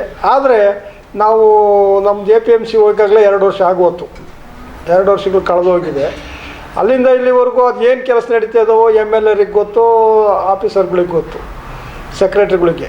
ಮತ್ತಿನ್ನು ಯಾರಿಗೂ ಏನೂ ಗೊತ್ತಿಲ್ಲ ಏನು ಬರ್ತೈತೆ. ನಮ್ಮ ಜಾವಗಲ್ಗಳಲ್ಲಿ ಇವತ್ತಿನವರೆಗೂ ಎಂಥದ್ದು ಮಾಡಿಲ್ಲ. ಅಲ್ಲಿ ಅವತ್ತು ನಾನು ಮಾಡಿದವು ಏನು ಬಿಟ್ಟರೆ ಇದುವರೆಗೂ ಏನೂ ನಮ್ಮ ಜಾವಗಲ್ಲಿಗೆ ಬಂದಿಲ್ಲ. ನಾನು ಸಾಹೇಬ್ರನ್ನ ಹೋದಾಗೆಲ್ಲ ಕೇಳ್ತೀನಿ, ಏನು ಸರ್ ಅವತ್ತು ಅಷ್ಟೊಂದು ಕೆಲಸಗಳು ಮಾಡ್ತಿದ್ವಲ್ಲ, ಯಾಕೆ ಏನೂ ಕೊಡ್ತಾ ಇಲ್ವಲ್ಲ ಅಂದರೆ, ಅವರು ನೀಗೇನಿಲ್ಲಪ್ಪ ನಿಮ್ಮ ಎಮ್ ಎಲ್ ಎರ್ ಏನು ಹೇಳ್ತಾರೋ ಅದು ನಾವು ಮಾಡ್ತೀವಿ ಅಷ್ಟೇ. ನಿಮ್ಮ ಎಮ್ ಎಲ್ ಎರ್ ಗಡಸಿಗೆ ಹಾಕೊಂಡ್ರೆ ಅಲ್ಲಿಗೆ ಹಾಕ್ತೀನಿ, ಅಸಕೆರೆಗೆ ಹಾಕೊಂಡ್ರೆ ಅಲ್ಲಿಗೆ ಹಾಕ್ತೀನಿ, ಅಷ್ಟು ಬಿಟ್ಟರೆ ಇನ್ನೇನು ಹೇಳೋಕ್ಕಲ್ಲ ಅವ್ರು ನಮಗೀಗ. ಹಂಗಾಗಿ ಏನು ಕೆಲಸ ಆಗ್ತಾಯಿದೆ ಅಂತ ನಮ್ಮ ಜಾವಗೋಲ್ ಈಗ ತಮ್ಮ ಒಂದು ಸೆಸ್ ಬರಲಿಕ್ಕೆ ಅನುಕೂಲತೆಗಳನ್ನು ಮಾಡಿಕೊಟ್ಟಿದೆ ಸರ್ಕಾರ. ರಾಜ್ಯ ಸರ್ಕಾರ ಮಾಡಿದ್ದೀಗ ಈಗ ಪರವಾಗಿಲ್ಲ ಅಂತ ಕಾಣ್ತಾ ಇದೆ. ಈಗ ನಾವು 2 ವರ್ಷ ಆಯ್ತಾಗಲೇ ಅಲ್ಲಿಂದ ಇದಾಗಿ, ಹಂಗಾಗಿ ಚುನಾವಣೆಗಳು ಬರಬೇಕಾಯ್ತು. ಚುನಾವಣೆಗಳು ಎಲ್ಲವೂ ನಿಂತೋಗಿದ್ದಾವೆ. ತಾಲೂಕ್ ಪಂಚಾಯತಿ ಇಲ್ಲ, ಜಿಲ್ಲಾ ಪಂಚಾಯತಿ ಇಲ್ಲ, APMC ಇಲ್ಲ, ಯಾವುದೇ ಇಲ್ಲದೇ ಇರೋ ಕಾರಣದಿಂದ ಹಳ್ಳಿಗಳಲ್ಲಿ ಯಾರಿಗೂ ಏನೂ ಗೊತ್ತಾಗ್ತಾ ಇಲ್ಲ. ಏನು ಬರುತ್ತೆ ಊರಲ್ಲಿ ಯಾವುದು ಏನೂ ಗೊತ್ತಿಲ್ಲ. ಅದೇನಿದ್ರು ಜಿಲ್ಲಾ ಪಂಚಾಯತಿಲಿ MLAಗಳು ಅಧಿಕಾರಿಗಳದೇ ನೋಡ್ಕೊತಾರೆ, ತಾಲೂಕ್ ಪಂಚಾಯತಿಲು MLA ಅಧಿಕಾರಿಗಳೇ ನೋಡ್ಕೊತಾರೆ. ಅಷ್ಟು ಬಿಟ್ಟರೆ ಬೇರೆಯವ್ರಿಗೆ ಏನೂ ಗೊತ್ತಾಗಲ್ಲ. ಇಂಜಿನಿಯರು ಅವರು ಅಷ್ಟೇ ಜನಕ್ಕೆ ಗೊತ್ತಾಗೋದು. ಇನ್ನು ಬೇರೆಯವ್ರಿಗೆ ಏನೇನು ಗೊತ್ತಾಗಲ್ಲ. ಎಲ್ಲಿಗೆ ಹೋಯ್ತು, ಏನು ಅನುದಾನ ಬಂತು, ಏನಾಗ್ತೈತೆ ಅಂತ ಯಾರಿಗೂ ಏನೂ ಗೊತ್ತಾಗ್ತಾ ಇಲ್ಲ. ಈ ಮೊದಲು ಚುನಾವಣೆಗಳಾದರೆ ರೈತರು ಅದು ಸಾರ್ವಜನಿಕರು ಈಗ ಒಬ್ಬ ಜಿಲ್ಲಾ ಪಂಚಾಯತ್ ಮೆಂಬರ್ ಇದ್ದಾರೆ ಅಂದರೆ ಜಿಲ್ಲಾ ಪಂಚಾಯತಿ ಮೆಂಬರ್ ಇದ್ದರೆ ಈಗ ಅಕ್ಕಪಕ್ಕದ ಗ್ರಾಮದವರು ಓಟ್ ಹಾಕಿರೋರೆಲ್ಲ ಬಂದು ಜಿಲ್ಲಾ ಪಂಚಾಯತಿ ಮೆಂಬರ್ ಕೇಳೋರು, ನಮ್ಮೂರಿಗೆ ಇದು ಬೇಕಣ್ಣ, ನಮ್ಮ ಶಾಲೆಗೆ ಬೇಕು, ನಮ್ಮ ರಸ್ತೆಗೆ ಬೇಕು ಅಂತ. ಈಗ ಯಾರನ್ನು ಕೇಳೋದು ನಾವು? ಯಾರನ್ನು ಕೇಳೋಂಗಿಲ್ಲ. MLA ಒಬ್ಬರೇ, ಅವ್ರು ಯಾರಿಗೆ ಒಬ್ಬರಿಗೆ ಅತ್ಲ ಕಾಂಟ್ರಾಕ್ಟ್ ಕೊಟ್ಟು ಅತ್ಲ ಮುಗಿಸ್ತಾರೆ. Yes sir. ತಾವು ಕೂಡ ಅರಕೆರೆ ಗ್ರಾಮ ಪಂಚಾಯತಿಯಲ್ಲಿ ಮಾಜಿ ಅಧ್ಯಕ್ಷರಾಗಿ 2 ಬಾರಿ ಸದಸ್ಯರಾಗಿ ಕೆಲಸವನ್ನು ನಿರ್ವಹಿಸಿದ್ರಿ. ಅದರ ಅನುಭವಗಳನ್ನು ಹೇಳಿ. ಮತ್ತೆ ತಮ್ಮ ಒಂದು ಶ್ರೀಮತಿಯವರು ಕೂಡ ತಾಲೂಕು ಪಂಚಾಯತಿ ವ್ಯಾಪ್ತಿಯಲ್ಲಿ, ಜಿಲ್ಲಾ ಪಂಚಾಯತಿ ವ್ಯಾಪ್ತಿಯಲ್ಲಿ ಕೂಡ ಸಾಕಷ್ಟು ಕೆಲಸ ಕಾರ್ಯಗಳನ್ನು ಮಾಡಿದ್ದಾರೆ. ಅದರ ಅನುಭವಗಳನ್ನು ಸ್ವಲ್ಪ ಹೇಳಿ ಸರ್. ಸರ್, ನಮ್ಮ ಮನೆಯವರು ನಾವಾದರೂ ನಮ್ಮ ಮನೆಯವರು ಗ್ರಾಮ ಪಂಚಾಯತ್ ಸದಸ್ಯರಾಗಿ ಉಪಾಧ್ಯಕ್ಷರಾದರು. ಉಪಾಧ್ಯಕ್ಷರು ಆದಾಗ ಒಂದು 6 ತಿಂಗಳು ಆದಾಗ ಏನು ಮಾಡ್ತು, ತಾಲೂಕ್ ಪಂಚಾಯತಿ ಎಲೆಕ್ಷನ್ ಬಂತು. ತಾಲೂಕ್ ಪಂಚಾಯತ್ ಎಲೆಕ್ಷನ್ ಬಂದಾಗ ನಮ್ಮ ಮನೆಯವ್ರನ್ನ ಹೈಕಮಾಂಡ್ ಗುರುತಿಸಿ ಕಾಂಗ್ರೆಸ್ ಪಕ್ಷದಿಂದ ಟಿಕೆಟ್ ಕೊಟ್ಟರು. ಟಿಕೆಟ್ ಕೊಟ್ಟಾಗ ಜನಗಳ ಆಶೀರ್ವಾದದಿಂದ ಗೆದ್ದು ಅರಸೀಕೆರೆ ತಾಲೂಕಿಗೆ ತಾಲೂಕ್ ಪಂಚಾಯತಿ ಆದಾಗ ಏನು ಗ್ರಾಮ ಪಂಚಾಯತಿ ತಾಲೂಕ್ ಪಂಚಾಯತ್ ಅನುದಾನ ಏನು ಬರುತ್ತೆ ನಮಗೆ ವ್ಯಾಪ್ತಿ ಬರುತ್ತೆ. ಒಂದು 2 ಪಂಚಾಯತಿ 3 ಪಂಚಾಯತಿ ಬರುತ್ತೆ. ಅವಾಗ ನೇರ್ಲಿಗೆ ಒಂದು ಅರಕೆರೆ ಪಂಚಾಯತಿ 2 ಪಂಚಾಯತಿ ಮಾತ್ರ ಕ್ಷೇತ್ರ ಆಯಿತು. ಆವಾಗ ನಮಗೇನು ಬರುತ್ತೆ, ಆಸ್ಪತ್ರೆ, ಸ್ಕೂಲು, ಚರಂಡಿ, ರಸ್ತೆಗಳು ಇವೆಲ್ಲ ಗುರುತಿಸಿ ಸಣ್ಣವನ್ನೆಲ್ಲ ಮಾಡಿದು. ಆ ಮಹಿಳೆಯರಿಗೆ ಹೊಲಿಗೆ ಮಿಷಿನ್ ಕೊಡಿಸ್ತು, ST/STಗಳಿಗೆಲ್ಲ ಹೊಲಿಗೆ ಮಿಷಿನ್ ಕೊಡಿಸ್ತೆ. ಆಮೇಲೆ ಹಲವೊಂದಕ್ಕೆ ಗಂಗಾಕರಣ ಮಾಡಿಸ್ಕೊಟ್ಟು, ಆಮೇಲೆ ತಾಲೂಕ್ ಪಂಚಾಯತಿಲಿ ಏನು ಅಭಿವೃದ್ಧಿ ಇದು ಕೈಗಾರಿಕೆ ಇದು ಬರ್ತಲ್ಲ ಅವ್ರಿಗೂ ಸಹ ನಾವು ಮಾಡಿದು. ಆಮೇಲೆ ಈಗ ಈ ಕಾಂಪೌಂಡ್ ಎಲ್ಲ ಇದು ಸ್ಕೂಲು ಮತ್ತು ಆ ಸೈಟ್ ಹಂಚಕ್ಕೆಲ್ಲ ಬಂದಾಗಲೇ ಅವರ ಇದರಲ್ಲೇ ಸೈಟು ಹಂಚಿಕೊಟ್ಟಿದ್ದು ನಾವು. ಅವಾಗ ಇದೇ ಥರ ಸೇವೆ ಮಾಡಿದಾಗ ಏನಾಯಿತು, ಒಳ್ಳೆಯ ಇವ್ರದ್ದು ಚೆನ್ನಾಗಿ ಸೇವೆ ಮಾಡ್ತಿದ್ದ ಮತ್ತೆ ಹೈಕಮಾಂಡ್ ಕೂರಿಸಿ ಅವಧಿ ಮುಗಿದು ಪುನಃ ಆದಾಗ ಮತ್ತೆ ಎಲೆಕ್ಷನ್ ಆದಾಗ ಜನರಲ್ ಲೇಡಿ ಮತ್ತೆ ಬಂದಾಗ ಪುನಃ ಅವರಿಗೆ ಜಿಲ್ಲಾ ಪಂಚಾಯತ್ ಟಿಕೆಟ್ನು ಕೊಟ್ಟರು. ಟಿಕೆಟ್ ಕೊಟ್ಟಾಗ ನಮಗೂ ಕ್ಯಾಂಡಿಡೇಟೇ ಜೋರಾದನ್ನೇ ಹಾಕಿಸಿದ್ರು. ಆದರೂ ಜನಪ್ರಿಯ ಕಾರ್ಯಕರ್ತರ ಮೇಲೆ ಜೆಪಿಲಿ ಜಿಲ್ಲಾ ಪಂಚಾಯತ್ಲಿ ಜಿಲ್ಲೆಗೆ ಹೈಯೆಸ್ಟ್ ಲೀಡಲ್ಲಿ ಗೆದ್ದು ನಾವು, ಜಿಲ್ಲೆಗೆ ಹೈಯೆಸ್ಟ್ ಲೀಡಲ್ಲಿ ಗೆದ್ದು ನಾವು. ಆವಾಗ ಗೆದ್ದಾದಾಗ ಬೇಕಾದಷ್ಟು ಆವಾಗ ಮಂಜಿಯವರು ಮಿನಿಸ್ಟರ್ ಇದ್ದರು, 2 ವರ್ಷ ಸರ್ಕಾರ ಇತ್ತು. ಧರ್ಮಸಿಂಗು ಮುಖ್ಯಮಂತ್ರಿ ಆಗಿದ್ರು. ಅವಾಗ ಶಿವರಾಮನು ಅಲ್ಲ ಮುಖ್ಯಮಂತ್ರಿ ಇದ್ದಾಗ ಇವರು ಯಾರು ಶಿವರಾಮನು ಅವಧಿ ಮುಗಿದಿತ್ತು, ಅವರು ಮಾಜಿ ಆಯಿತು. ಆವಾಗ ಇವರು ಮಂಜು ವಾಲೆ ಅರಕಲಗೂಡು MLA ನಮಗೆ ಮಿನಿಸ್ಟರ್ ಇದ್ದರು. ಒಳ್ಳೆ ಅನುದಾನ ಕೊಟ್ಟು ಒಳ್ಳೆ ಕೆಲಸ ಕಾರ್ಯ ಚೆನ್ನಾಗಿ ಮಾಡಿದ್ರು. ಪುನಃ ಮತ್ತೆ 2 ವರ್ಷಕ್ಕೆ ಮತ್ತೆ ಎಲೆಕ್ಷನ್ ಬಂದು ನಮ್ಮದು ಬಾಡಿ ಚೇಂಜ್ ಆಗೋಯ್ತು. ಆ ಕ್ಯಾಟಗರಿ SC ಕ್ಯಾಟಗರಿ ST ಕ್ಯಾಟಗರಿಲಿ ಇಡೀ ರಾಜ್ಯಕ್ಕೆ ಗೊತ್ತಂತದ ST ಕ್ಯಾಟಗರಿಗೆ ಒಂದು ಫೈಟ್ ಆಗಿ ನಾವು ಹೋರಾಟ ಮಾಡಿ ST ಕ್ಯಾಟಗರಿಗೆ ಲೇಡಿ ಕೊಟ್ಟು ಆವಾಗ ಬಂದಾಗ ನಮ್ಮ ಮನೆಯವರಿಗೆ ಎಲ್ಲರಿಗೂ ಕೆಲಸ ಮಾಡಿಕೊಡೋಕ್ಕೆ ಒಳ್ಳೆ ಸುಗಮವಾಗಿ ಮಾಡಿಕೊಟ್ರೆಲ್ಲರೂ. ಅದು ನಮಗೆ ಜಿಲ್ಲಾ ಪಂಚಾಯತ್ ಇವತ್ತು ಅದೇ ಉಳ್ಕೊಂಡಿರೋದು. ಎಲ್ಲೋದ್ರೂ ನಾವು ಹಳ್ಳಿಯಲ್ಲಿ ಕೆಲಸ ಮಾಡಿದೆ ಬಾರಪ್ಪ ಅಂತ ಕರೀತಾರೆ. ಅಣ್ಣ ನಿಮ್ಮ ಕಾದಾಗ ಆಯಿತು ನಾವು ZP ಆದಾಗ ಅಂತಿಂತ ಬರಲ್ಲ. ಯಾವ ಊರಿಗೋದು ನೀರಿನ ಸಮಸ್ಯೆ ಕಾಡಿಸ್ಬಿಡ್ತು. 1000 ಅಡಿ ಕೊರೆಸಿ ಒಂದು ಕಾಲಿರಲಿ ಇಡೀ ಕ್ಷೇತ್ರದಲ್ಲಿ. ಆವಾಗ ನಮಗೆ ಉದ್ದೇಶ ಕೊಟ್ಟರೆ MLA ಬಂದ್ಬಿಟ್ರು. ಆವಾಗಪ್ಪ ಅವ್ರು ಎತ್ತಿ ಹೇಳಬೇಕು, ಅವರು ಎಷ್ಟೇ ಬಾವಿ ಕುಡಿಯೋ ನೀರಿಗೆ ಸಮಸ್ಯೆ ಇದ್ದಂಗೆ ಮಾಡಿ ನೀವು ಖರ್ಚು ಮಾಡಿ ಅಂತೇಳಿ ZP ದುಡ್ಡು ಇರ್ಬೋದು, ಅವ್ರದ್ದು ಅನುದಾನ ಇರ್ಬೋದು. ಒಂದೊಂದು ಹಳ್ಳಿಗೆ 10-15 ಬಾವಿ ಕೊರಿಸಿತು ಇಡೀ ಕ್ಷೇತ್ರಕ್ಕೆ. ಎಲ್ಲ ಊರಿಗೆ ಕೊರಿಸಿತು. 1000 ಅಡಿ ಕೊರು ನೀರೇ ಡ್ರಿಪ್ಪಲ್ಲಿ ನೀರೇ ಇಲ್ಲ. ಅಂಥ ಕೊರೆಸಿ ಆಮೇಲೆ ಎಲ್ಲೆಲ್ಲಿ ಕೆರೆ ಒಳಗೆ ಅಲ್ಲಿ ಹೋಗಿ ಅಡ್ಜಸ್ಟ್ ಮಾಡಿ ಪೈಪ್ಲೈನ್ ಮಾಡಿಸಿ ಆ ಥರ ಮಾಡಿ 2 ವರ್ಷ ಕೊಟ್ಟು ಮತ್ತೆ ಪುನಃ ಒಳ್ಳೆ ಮಳೆಗಾಲ ಆಯಿತು, ಚೆನ್ನಾಗಿ ಇಂಪ್ರೂವ್ಮೆಂಟ್ ಆಯಿತು ಅವಾಗ. S sir. ಸರ್, ಇನ್ನು ಬೆಳವಳ್ಳಿ ಹಾಲು ಉತ್ಪಾದಕರ ಸಹಕಾರಿ ಸಂಘದಲ್ಲಿ ತಾವು ನಿರ್ದೇಶಕರಾಗಿ ಏನೇನು ಕೆಲಸ ಕಾರ್ಯಗಳನ್ನು ಈ ಹಾಲು ಉತ್ಪಾದಕರಿಗೆ ತಾವು ಮಾಡಿಕೊಟ್ಟಿದ್ದೀರಿ? ಹಾಲು ಉತ್ಪಾದಕ ಸಂಘದ ನಮ್ಮೂರು ಹಾಲು ಉತ್ಪಾದಕ ಸಂಘನೇ ಇರಲಿಲ್ಲ. ಹಾಲೆಲ್ಲ ತಗೊಂಡೋಗಿ ಪಕ್ಕದೂರು ಕೋಳುಗನೂರಿಗೆ ಹಾಕರು. ನಮ್ಮೂರಿಗೆ ಯಾಕೆ ಮಾಡಬಾರ್ದು ಅಂತ ನಮಗೆ ಜನ ಎಲ್ಲ ಬಂದು ಕೇಳಿರು. ನಮ್ಮೂರಿಗೆ ಒಂದು ಸಂಘ ಮಾಡಿ ನಾವು ಮಾಡೋಣ ಅಂತೇಳಿ ಆವಾಗ ಎಲ್ಲರೂ ಪ್ರತಿಯೊಬ್ಬರಿಗೂ ಕಲೆಕ್ಟ್ ಮಾಡ್ಕೊಂಡು ಸಂಘ ಮಾಡಿದ್ಮೇಲೆ 11 ಜನ ಸದಸ್ಯರು ಆಯ್ಕೆ ಮಾಡ್ಕೊಂಬಂದು ನನ್ನೇ ಅಧ್ಯಕ್ಷ ಮಾಡಿದ್ರು. ಅಧ್ಯಕ್ಷ ಮಾಡಾದಾಗ ಇಲ್ಲಿ ಊರೊಳಗೆ ಇಪ್ಪತ್ತು ಸಂಘ ಒಂದು ಸಣ್ಣ ಮನೆಯಲ್ಲಿ ಕಟ್ಕೊಂಡಿದ್ದು. ಅಲ್ಲಿಬ್ಬರು ಮಾಡಿದಾಗ ಆವಾಗ ಏನಾಗ್ತದೆ, ಸುಮಾರು ಬಡತನದಿದ್ದಾಗ ಎಲ್ಲ ಸಿಂಧಿ ಹಸುಗಳು ಮಾಡ್ಕೊಂಡ್ರು. ಒಬ್ಬೊಬ್ಬರು ವ್ಯವಹಾರ ಮಾಡೋಕ್ಕೆ ಪ್ರತಿ ತಿಂಗಳು 10ರಿಂದ 15,000 ರೂಪಾಯಿವರೆಗೂ ವ್ಯವಹಾರ ಮಾಡಿದರು.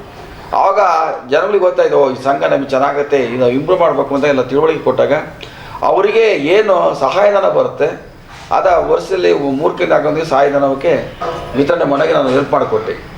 ಅದೇ ರೀತಿ ಕಂಟಿನ್ಯೂ ಮಾಡ್ಕೊಂಡು ನಾವು ಮೇಲ್ಗಡೆ ಹೋದಾಗ ಇನ್ನೊಬ್ಬರು ಮಾಡಬೇಕು ಅಂತ ಮಾಡಿದ್ರು. ನಾವು ಬೇರೆ ಕಡೆಗೆ ಇನ್ನೊಬ್ಬನ ಅಧ್ಯಕ್ಷರು ಮಾಡಿ ಸದಸ್ಯರು ಮಾಡಿ ಎಲ್ಲ ಮಾಡಿಕೊಟ್ಟಾಗ ಆ ಸಂಘ ನಡೆಸೋಕ್ಕೆ ಜಾಗನೇ ಇರಲಿಲ್ಲ. ಆವಾಗ ಶಿವರಾಮ್ನವ್ರು ನಮಗೆ ಸಂಘನ ಮಾಡಿಕೊಟ್ರು, ಒಂದು ಮನೇನ ಒಂದು ಬಿಲ್ಡಿಂಗ್ನೂ ಮಾಡಿಕೊಟ್ರು. ಇವತ್ತು ಕೂಲರ್ ಐತೆ. ಇವತ್ತು ಪ್ರತಿ ತಿಂಗಳು ನಮ್ಮೂರಿಗೆ 25 ಲಕ್ಷ ರೂಪಾಯಿ ನಾವು ಬಡವಣೆ ಮಾಡ್ತಾಯಿದ್ವಿ. ಪ್ರತಿ ತಿಂಗಳು 1ನೇ ತಾರೀಕು 25 ಲಕ್ಷ ಪ್ರತಿ ತಿಂಗಳು ನಾವು ಪೇಮೆಂಟ್ ಮಾಡ್ತಾಯಿದ್ವಿ. ಬೆಳಿಗ್ಗೆ 1,500 ಲೀಟ್ರು, ಸಂಜೆ 1,500 ಲೀಟ್ರು ಹಾಲಾಗುತ್ತೆ. Yes sir. ಸರ್, ಇನ್ನು ಅದೇ ರೀತಿ ಅರಸೀಕೆರೆ ತಾಲೂಕಿನ ಆಶ್ರಯ ಕಮಿಟಿಯ ಮಾಜಿ ಸದಸ್ಯರಾಗಿ ಕೆಲಸವನ್ನು ನಿರ್ವಹಿಸಿರಿ. ಅದರ ಅನುಭವಗಳು ಹೇಗಿತ್ತು ಸರ್? ಆಶ್ರಯ ಕಮಿಟಿ ಸದಸ್ಯ ಆದಾಗ ನಾನು ಗ್ರಾಮ ಪಂಚಾಯತಿ ಮೆಂಬರ್ ಆಗಿದ್ದೆ. ಅವಾಗ ಗ್ರಾಮ ಪಂಚಾಯತಿ ಮೆಂಬರ್ ಆದಾಗ ನಮ್ಮ ಒಡನಾಡು ನೋಡಿ ಶಿವರಾಮಸ್ವಾಮಿ ಆಶ್ರಯ ಕಮಿಟಿ ಸದಸ್ಯ ಗುರುತಿಸಿದ್ರು. ತಾಲೂಕ್ ಪಂಚಾಯತಿ ಎಲೆಕ್ಷನ್ ಬಂತು, ಅವಾಗ ಜನರಲ್ ಇತ್ತು. ನಾನು ಅಪ್ಲಿಕೇಶನ್ ಹಾಕ್ತೆ, ಬೇಡ ನೀನು ನಾವು ನೇರ್ಲಿಗೆ ಸೋಮಣ್ಣ ಕೊಡ್ತೀನಿ, ನೀನು ಬಿಟ್ಬಿಡು ಅಂತ ಹೇಳಿದಾಗ ಅವನ್ನಾಗ ನಂಗೆ ಗುರುತಿಸಿದಾಗ ನಮ್ಮನ್ನು ಗುರುತಿಸಿ ಅದೇ ಲೆವೆಲ್ಗೆ ಹೋಗಂಗೆ ಆಶ್ರಯ ಕಮಿಟಿ ಸದಸ್ಯ ಮಾಡಿದ್ರು. ನಾನು ಅವಾಗ ಸದಸ್ಯ ಮಾಡಿ ನನಗೆ ವರ್ಕ್ ಮಾಡೋಂಗೆ ಫೀಲ್ಡಲ್ಲಿ ಇರೋಂಗೆ ಕೆಲಸ ಮಾಡೋಂಗೆ ಮಾಡ್ತಾಯಿದ್ರೆ ಆದಾಗ ಅದು ಆಗಲ್ಲ ಅಂದೆ. ನೀನು ಯಾಕೆ ನೀನು ಕೆಲಸ ಮಾಡೋಕ್ಕೆ ಅವಕಾಶ ಮಾಡಿಕೊಡ್ತೀನಿ ಅವರು.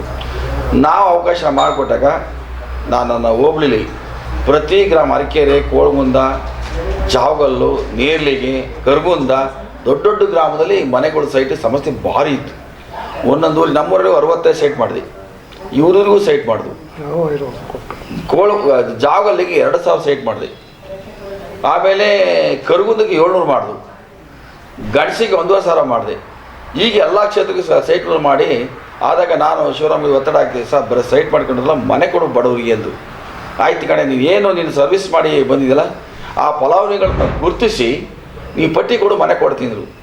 ಕ್ಷೇತ್ರಕ್ಕೆ ಆದಾಗ ಗಣಸಿ ಕ್ಷೇತ್ರಕ್ಕೆ ಸುಮಾರು ನನಗೆ ಒಂದಕ್ಕೆ 9,763 ಮನೆ ಕೊಟ್ಟರು ನನಗೆ ಜಾವಗಲ್ ಹೋಬಳಿಗೆ. ಅದ ರೆಕಾರ್ಡ್ ತಗೊಂಡು ಕೊಟ್ಟರೆ ಅಪ್ರೂವ್ ಮಾಡಿಸ್ಕೊಡ್ತೇವೆ ಎಸ್ ಎಂ ಕೃಷ್ಣ ಮುಖ್ಯಮಂತ್ರಿ ಅವರು. ಆವಾಗ ನಮಗೇನು ಒಂದೇ ದಿವಸಕ್ಕೆ 2-3 ಸಾವಿರಕ್ಕೆ ಅಪ್ರೂವ್ ಮಾಡಿಕೊಟ್ರು. ಆಮೇಲೆ ನಮ್ಮೂರಿಗೆ ಕೆಲಸನೇ ಇರಲಿಲ್ಲ, ಏನೋ ರಸ್ತೆ ಇರಲ್ಲ, ಚರಂಡಿ ಇರಲ್ಲ.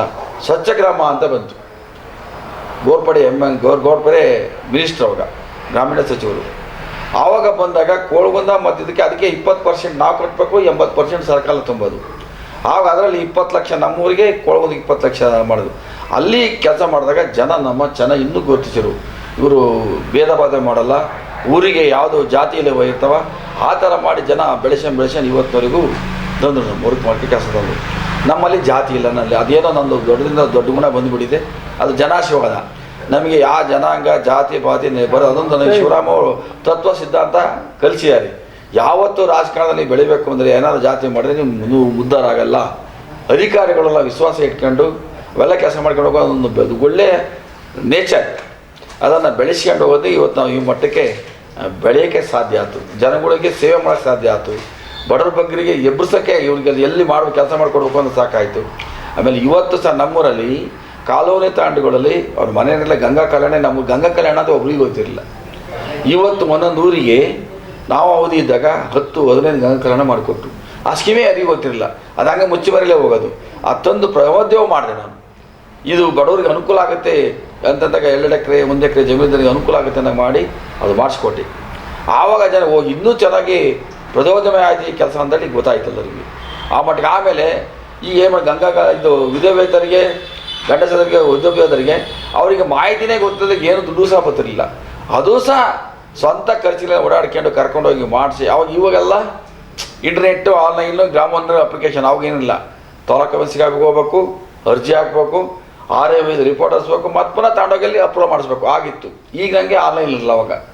ಅಷ್ಟೆಲ್ಲ ಮಾಡಿದಾಗ ಪ್ರತಿಯೊಂದು ನಮ್ಮೂರಂತೆ ಅಲ್ಲ, ನನ್ನ ಕ್ಷೇತ್ರ ಯಾವುದೇ ಹಳ್ಳಿ ಬರಲಿ ಸುತ್ತಿ ಅವಾಗ ಒಂದು ರಿಕಾರ್ಡ್ ಕೈ ಹಿಡ್ಕೊಂಡು ಹೋಗ್ತಿದ್ದೆ ಕೆಲಸ. ನಮ್ಮದು ಫೈಲ್ ತಗೊಂಡು ಹೊರಟ್ರೆ ಮುಗಿತು. ನಾವು ಬೆಳಗ್ಗೆ ಬಂದು ಬೆಳಗ್ಗೆ ಸಂಜೆಲೇ ಬರ್ತೀವಿ.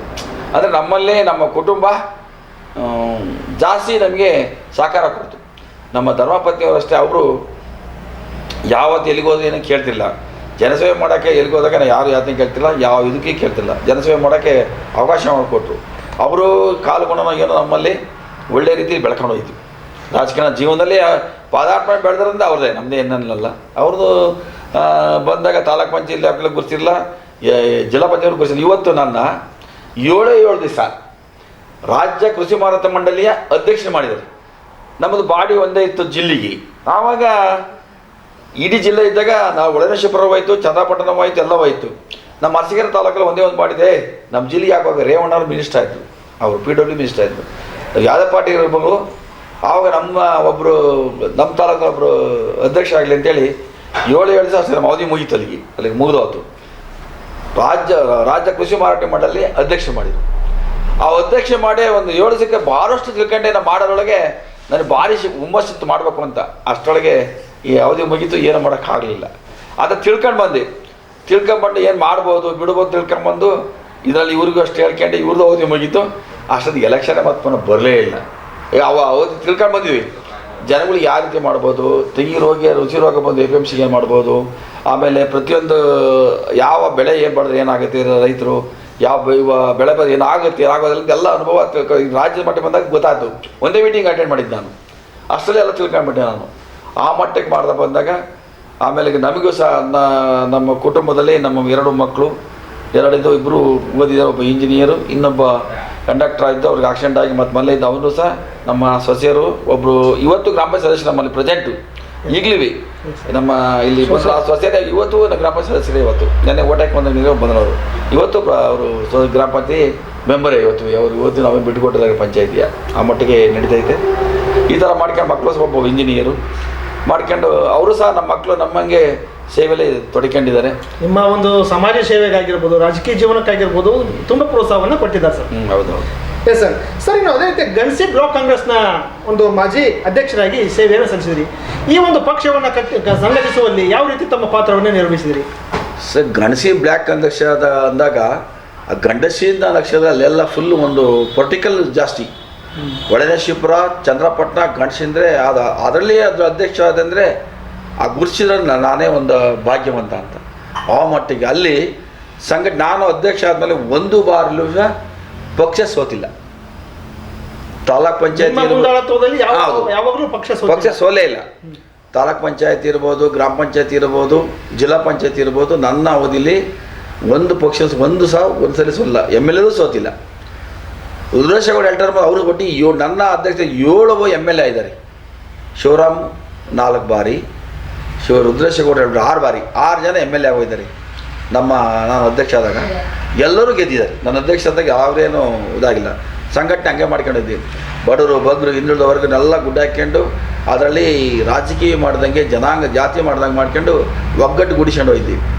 ಇವತ್ತೆಲ್ಲ ನೋಡಿ ಸುಮಾರು ಅದೇ ಗುರುಸರು ಆ ಮಾದೇವಣ್ಣರು ಏನೋ ಅನ್ನೋದಕ್ಕೆ ಒಂದು ಜಾತಿ ಅವರಲ್ಲಿಲ್ಲ ಅನ್ನೋ ಒಂದು ದೃಷ್ಟಿಯಲ್ಲಿ ಜನ ನಮ್ಮ ಗುರುತಿಸ್ತಾ ಇದ್ದಾರೆ. ಹಂಗಾಗಿ ಬ್ಲಾಕ್ ಕಾಂಗ್ರೆಸ್ ಅದಕ್ಕೆ ಅವಕಾಶ ಮಾಡಿಕೊಟ್ರು. ನಿಜಕ್ಕೂ ಅವ್ರಿಗೆ ನಾವು ಇವತ್ತು ಅನುಕೂಲ ಆಯ್ತು. ಇವತ್ತು ಅವ್ರು ಗುರುತಿಸಲ ಅನ್ನೋ ಕೆಲಸ ಮಾಡೋಕೆ ಆಗ್ತಿರಲಿಲ್ಲ. ಆ ಮಟ್ಟಕ್ಕೆ ಮಾಡಿರಿ ನಮ್ಮ. Yes sir. ರೈತರಿಗಾಗಿ ಈ ಭಾಗದಲ್ಲಿ ಏನೇನು ಕೆಲಸ ಕಾರ್ಯಗಳಾಗಿದೆ ಸರ್? ರೈತರಿಗಾಗಿ ನಮ್ಮ ಕಾಂಗ್ರೆಸ್ ಸರ್ಕಾರ ಬಂದ ಮೇಲೆ ಸಿದ್ದರಾಮಯ್ಯನವರು ಎತ್ತಿನೊಳೆ ಯೋಜನೆಯನ್ನು ಪ್ರಾಜೆಕ್ಟನ್ನು ಮಾಡಿದರು. 13,000 ಕೋಟಿ ಹಣವನ್ನು ಫಸ್ಟ್ ಬಿಡುಗಡೆ ಮಾಡಿದ ಏಕೈಕ ವ್ಯಕ್ತಿ ಸಿದ್ದರಾಮಯ್ಯ.